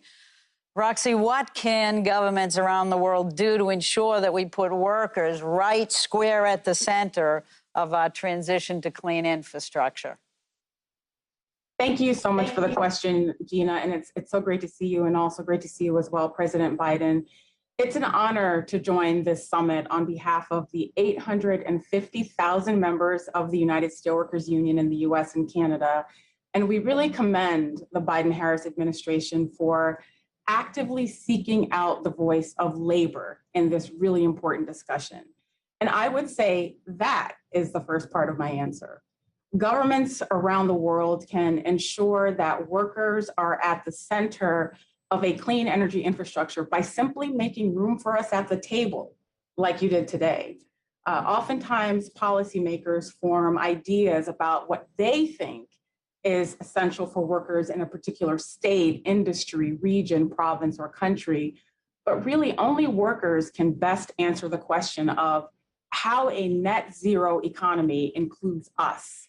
And I urge leaders around the world to engage in earnest and honest conversations with workers and unions as policies are being formed, and to understand that workers are key allies in shaping and moving policy and should not be an afterthought. In your question, Gina, you mentioned the various sectors USW members are employed in, from the steel plate our members at Cleveland Cliffs in Gary, Indiana make, to the fiber optic cables our members at Corning in Wilmington, North Carolina make, to the Proterra electric buses our members in Los Angeles, California make, to the water system distribution services our members at American Water and Kokomo, Indiana provide, to the copper our members at Rio Tinto and Magna, Utah mine. USW members literally supply America every day with the components, energy, critical materials, and services for our nation's physical and social infrastructure. And we recently kicked off a campaign called We Supply America to highlight the important role our members play. They're proud to do this work. Their families depend on the good, family-sustaining union wages and benefits attached to these jobs. And communities all across this country depend on the tax base those jobs provide to help fund our schools, and libraries. We must strengthen our domestic manufacturing base and support its critical workforce here at home to manufacture the next generation of these technologies. In addition to expanding and sourcing from the domestic supply chain right here, with the right policies, we can incentivize industry to decarbonize and maximize energy efficiency by investing in technologies like carbon capture, direct air capture, renewable biomass, and combined heat and power. These are all ways to ensure that workers will be at the center of US clean energy infrastructure. And I have to say, we strongly agree, President Biden, that the American Jobs Plan is a once in a generation transformational type of investment. We are ready to help pass policies like the Protecting the Right to Organize Act that will help make the new jobs of the clean energy economy family and community sustaining union jobs. We are ready to support you in helping advance and revitalize existing industries, putting workers at the center of those solutions, and build an even stronger manufacturing and energy base for generations to come. Our sleeves are rolled up, mine are, you just can't see them. Our boots are on the ground, and we are ready to go. Thank you so much. Thank you. Sister Roxy never fails to supply the right words at the right time. And thank you so much. Union, not labor, union. Union, there you go. I want to just say that these unions have not just a place at the table, but we're listening. And President Biden is making sure of that. So thank you so much, Roxy. Let's turn now to Erica Mackey, the CEO of Grid Alternatives. Erica, I had the privilege of attending 2 Grid Alternative solar installations. In fact, you had me on the roof on both of those occasions.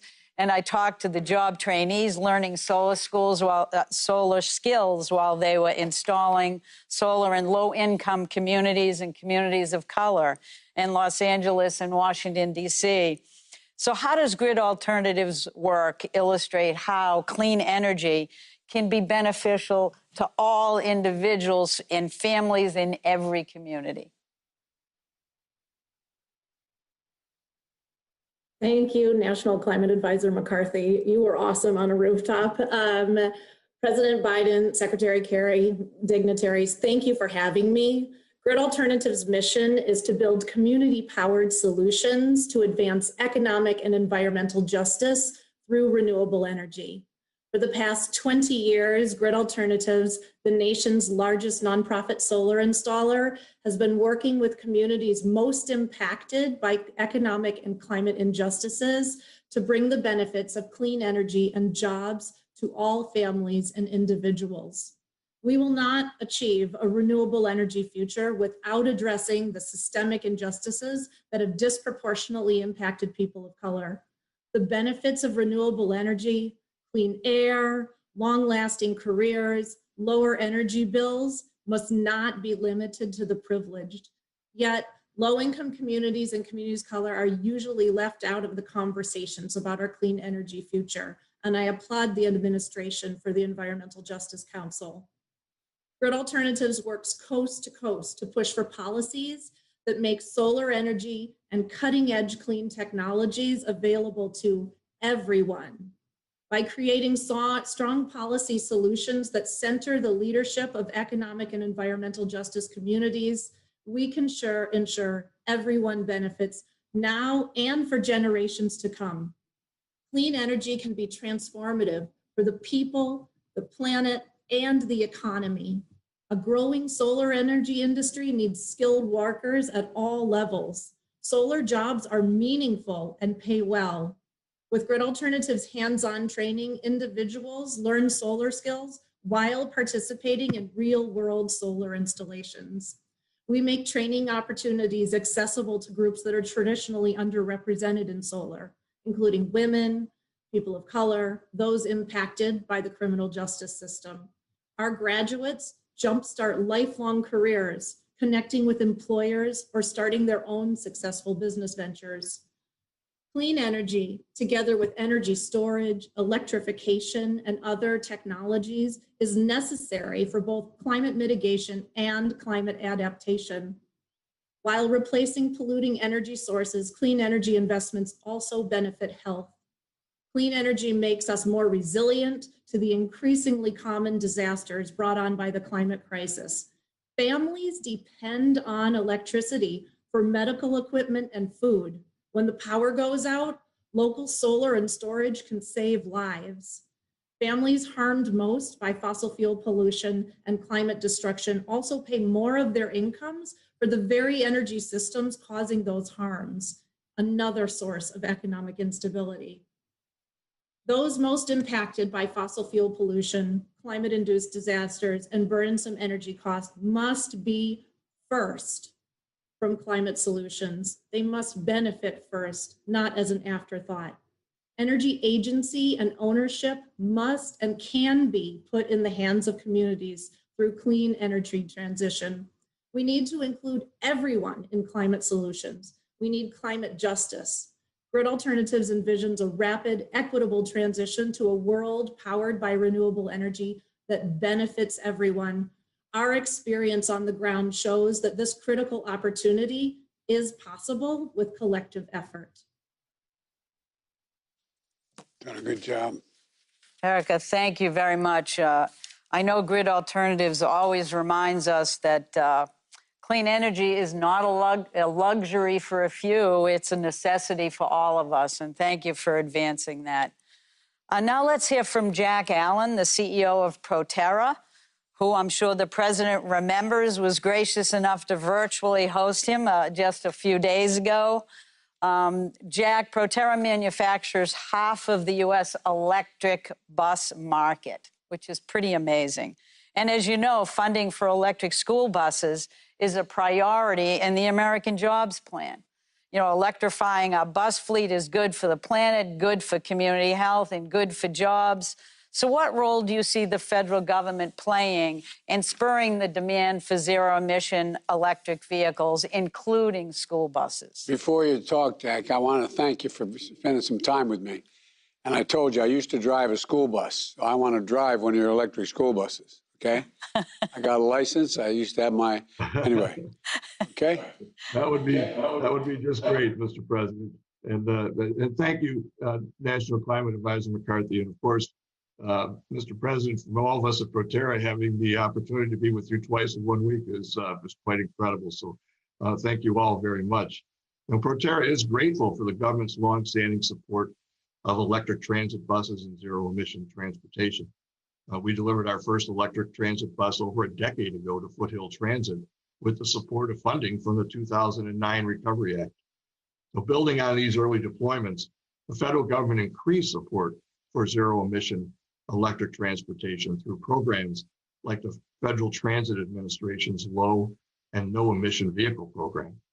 The LONO provides funding to state and local governments to acquire zero-emission transit buses and has been responsible for funding hundreds of electric transit buses across the nation, from Juneau, Alaska to Miami, Florida. You know, it really wasn't that long ago that the questions many were asking was whether the transit market would even move towards electrification. Well, that question's been answered. Thanks to the help of the federal government, this transition is well underway. Since Proterra's initial development over a decade ago, we've sold more than 1,000 electric transit buses. So where do we go now? Well, there's an opportunity for the federal government to go even further by spurring increased demand for commercial electric vehicles, for infrastructure, and to deepen the supply base in the United States. School buses, as you mentioned, you know, they're a great example and one of the most exciting applications for electric vehicle technology. Switching to electric school buses means cleaner air for our children and our grandchildren to breathe, and a healthier planet for them to enjoy. Yet today, unlike transit buses, school buses do not receive the same level of federal funding for electrification. So federal programs like LONO can help serve as a roadmap to accelerate the electrification of other commercial vehicles, such as electric school buses and delivery vehicles. One of the lessons that we've learned over a decade of delivering electric buses is the critical role that charging and infrastructure plays in electrification. Our customers have told us they would like to go faster towards electrification, but charging remains a barrier to EV adoption.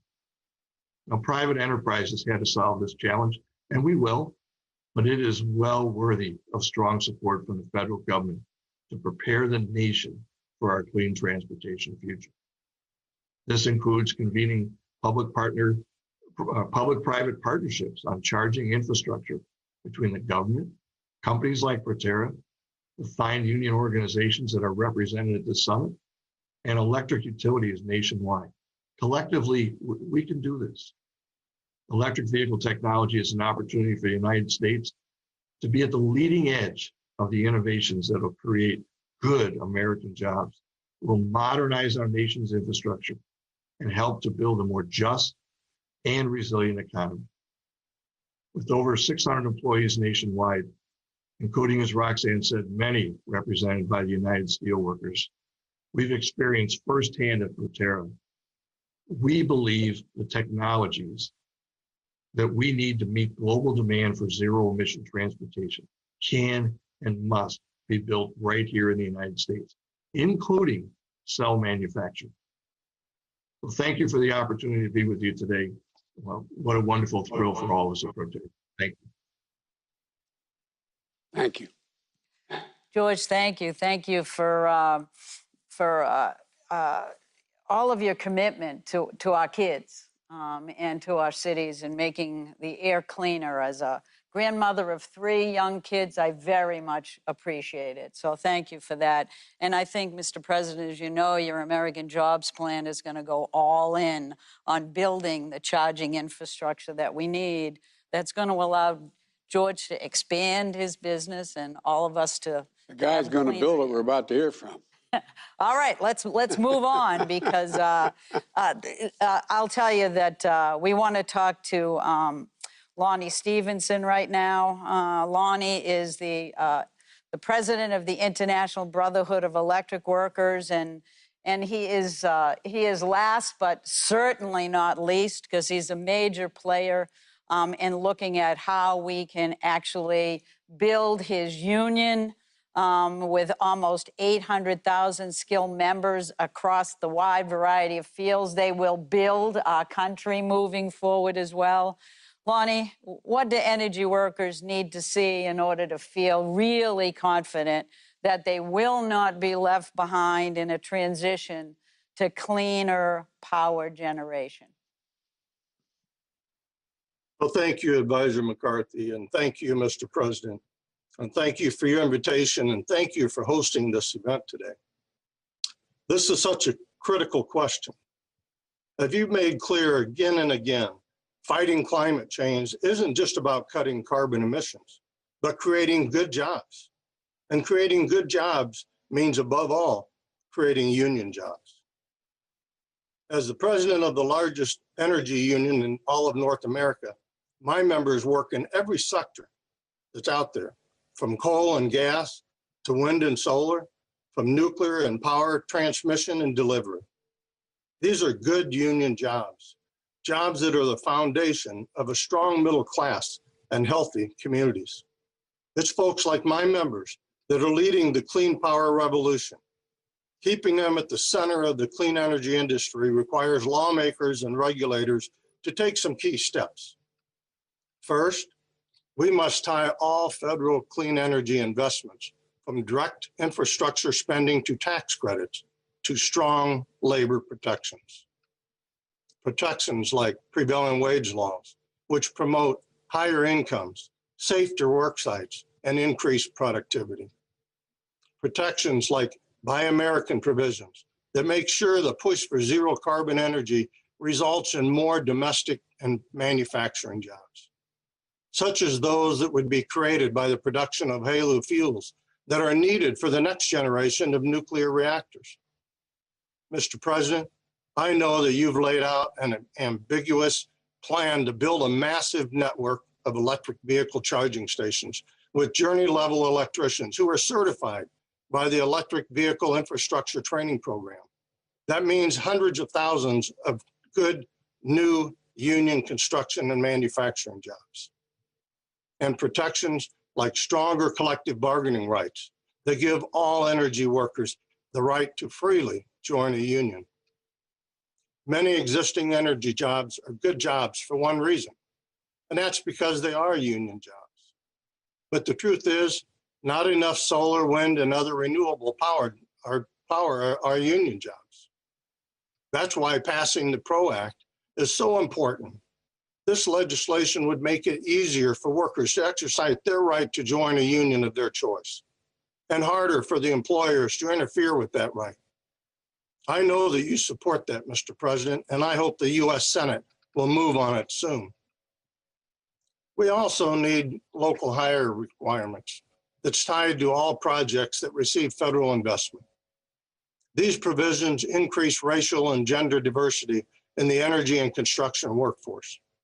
They open the doors to good-paying union careers and secure that jobs go to those who need them the most, bringing a measure of environmental justice to communities that have paid too high a price through pollution and discrimination and now suffer from years of disinvestment. Finally, as important as solar and wind are, we must invest in all forms of carbon-free energy technologies, such as carbon capture, hydrogen, and nuclear. This isn't just good for the environment, it's good for the economy and for jobs as well. For example, IBEW members operate or maintain over 90% of the US nuclear fleet, and nuclear power plant operators are among the highest hourly wages in the United States. That's the power of a union contract. We also need to support building out our modern grid. That means doubling the transmission capacity. That means smarter neighborhood distribution systems, all interconnected by 21st century network of fiber optics. And that can double as the country's consumer broadband network. That's not only the backbone of a clean economy, it's a surefire way to create more skilled union jobs. The current energy transition can be a win for the climate and a win for jobs, as long as lawmakers commit to implementing labor protections that ensure new energy jobs are good union jobs. This is a once-in-a-lifetime opportunity to build our economy back better. And the men and the women of the IBEW are ready to get working, that our nation, we can move into the clean energy future. Thank you again for the opportunity. Thank you, Lonnie. Thank you so much, Lonnie. And I know that between you and your 800,000 skilled members, we are going to make it in America. So I'm very excited. And Mr. President, I'm sure you'll agree this was an incredible panel. And I want to thank everybody for your passion, your inspiration, and your willingness to tell us that the future is ours if we want to grab it. And we are going to do just that. So let me turn it over now to Ambassador Tai. And again, thank you for everyone for your terrific words. Well, thank you so much. I would like to thank President Biden, Prime Minister Sanchez, President Buhari, President Fook, President Duda, my colleagues here, Secretary Buttigieg, Advisor McCarthy, and all of our panelists today for the thoughtful and inspiring program that we've just been a part of. This week's summit underscores the reality that our time to tackle the climate crisis is now.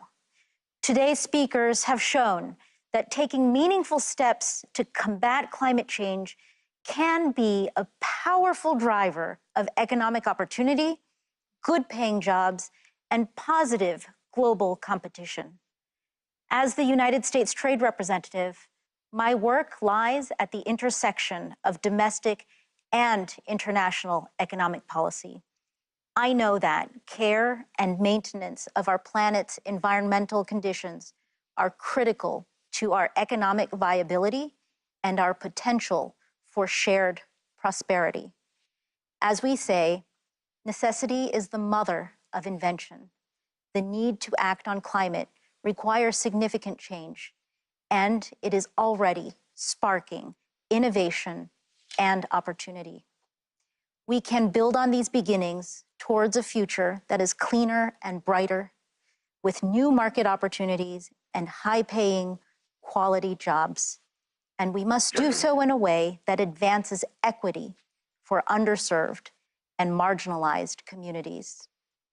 As countries around the world determine their domestic measures for decarbonization, environmental conservation, and clean energy, trade policy can be a powerful tool to create the incentives for positive competition and a race to the top in realizing our collective prosperity. Historic approaches and new initiatives, like those discussed today, and the proposals included in the American Jobs Plan, the Empowering People Clean Energy Initiative, and plans for zero emissions transportation and transshipment.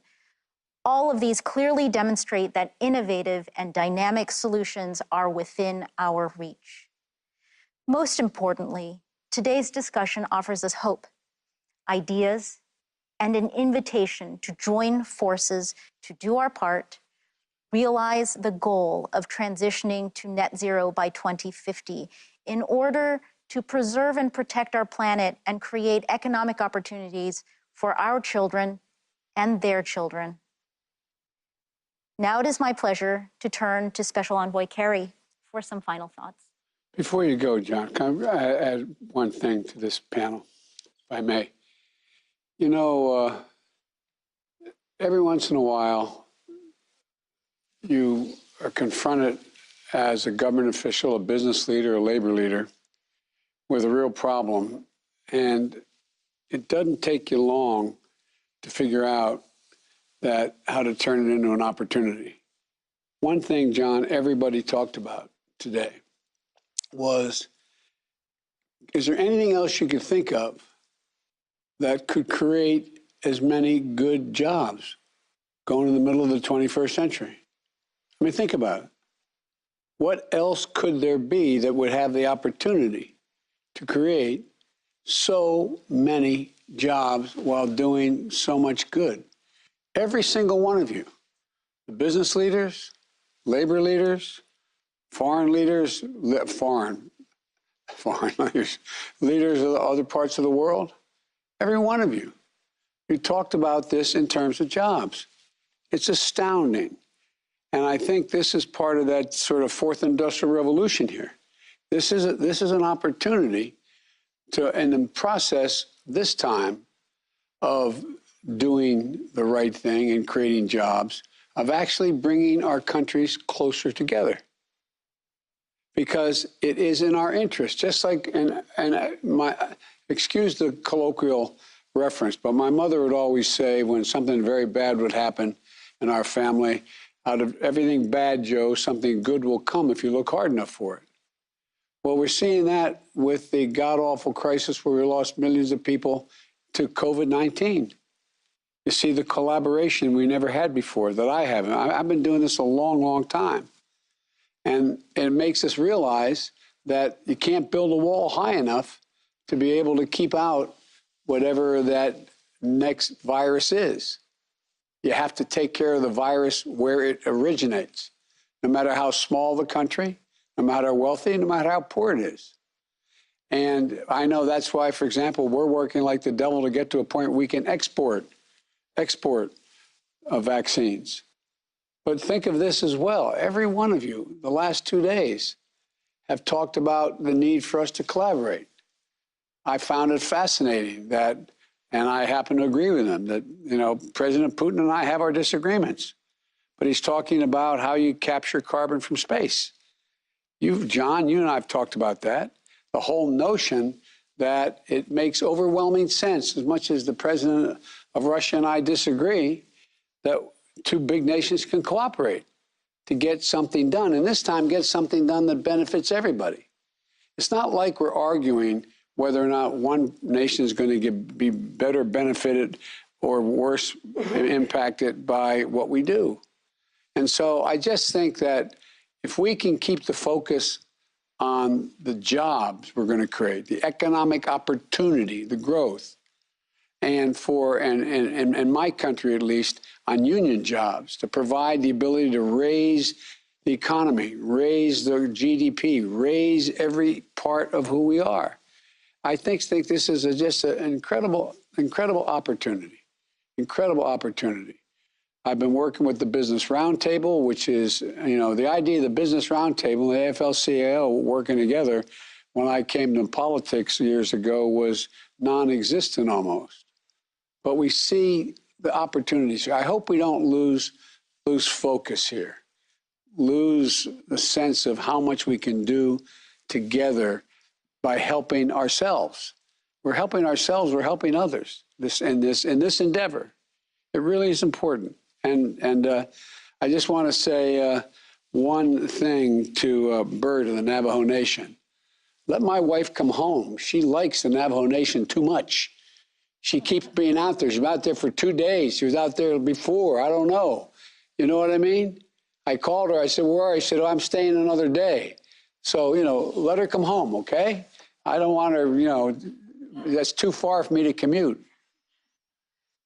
I shouldn't be so. But anyway, look, this is about what we can do together. And I'd be remiss if I didn't say, I don't consider you're all giving me a lot of credit for convening this. I wouldn't have convened this had I not had the overwhelming help, support, and initiative from former Secretary Kerry, my good friend. He feels this in his bones. This is to him something that is consequential, and he knows a lot about it. So you're going to continue to see a lot of all of us here. But anyway, I just want to thank you, John, before this panel got shut out, because and by the way, first person I got in trouble because was Biden really going to do something about the environment?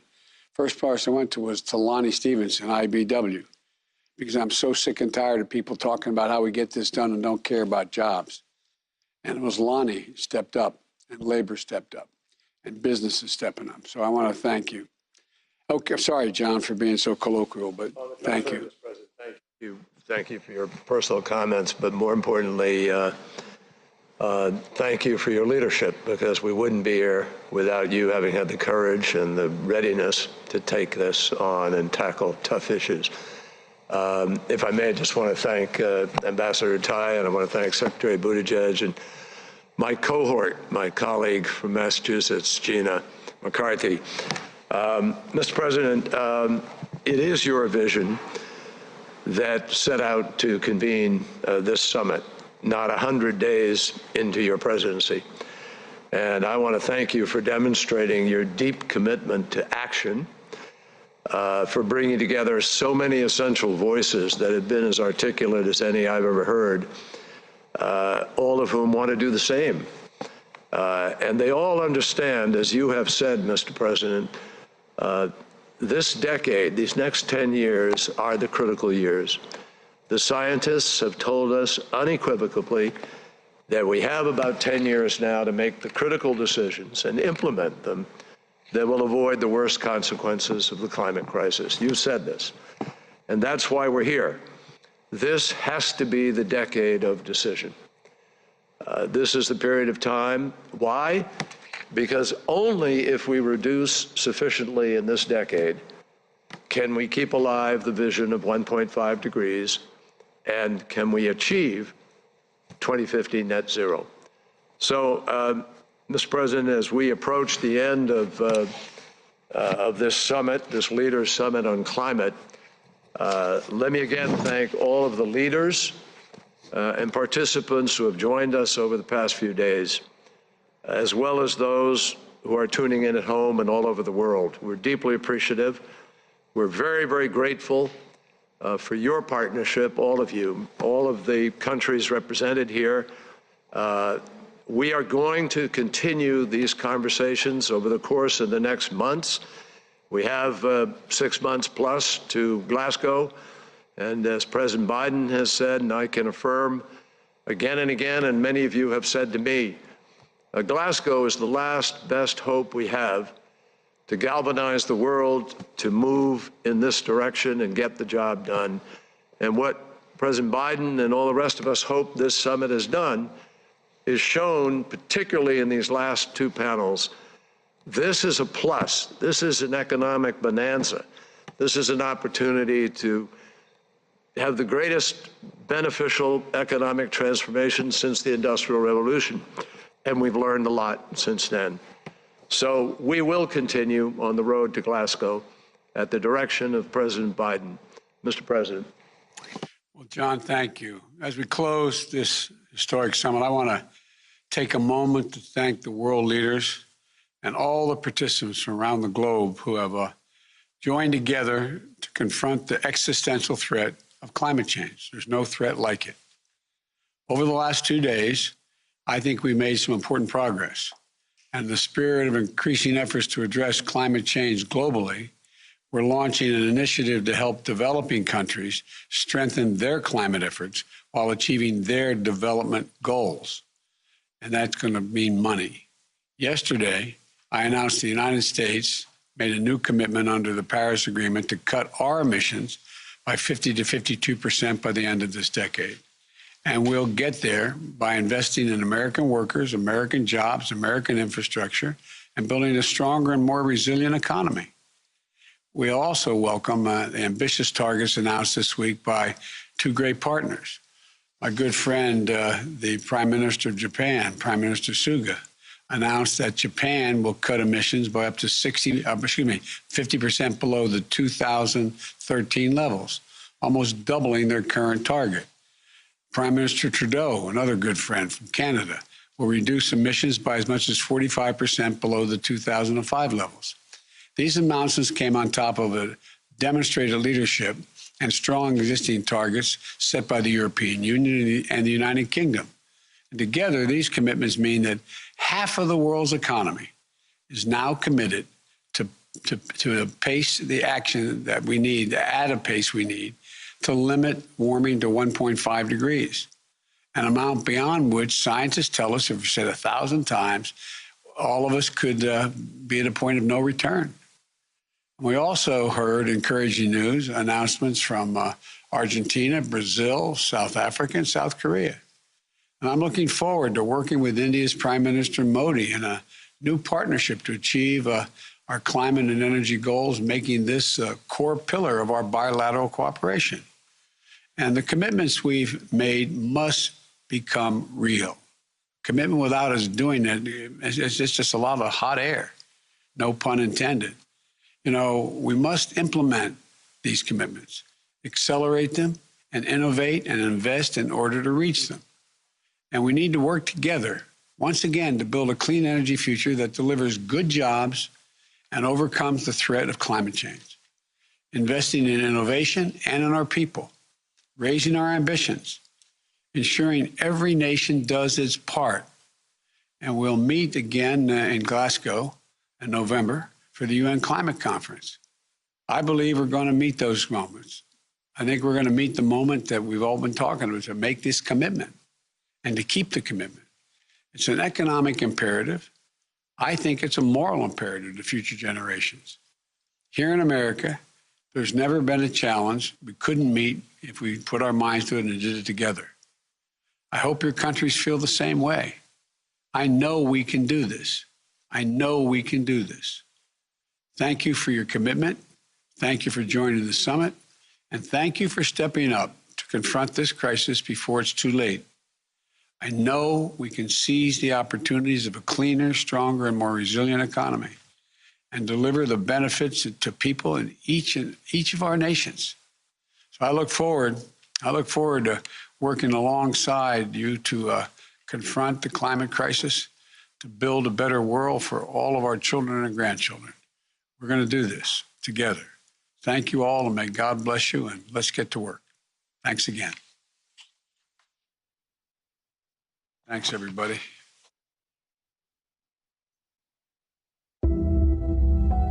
We know the kind of world we want.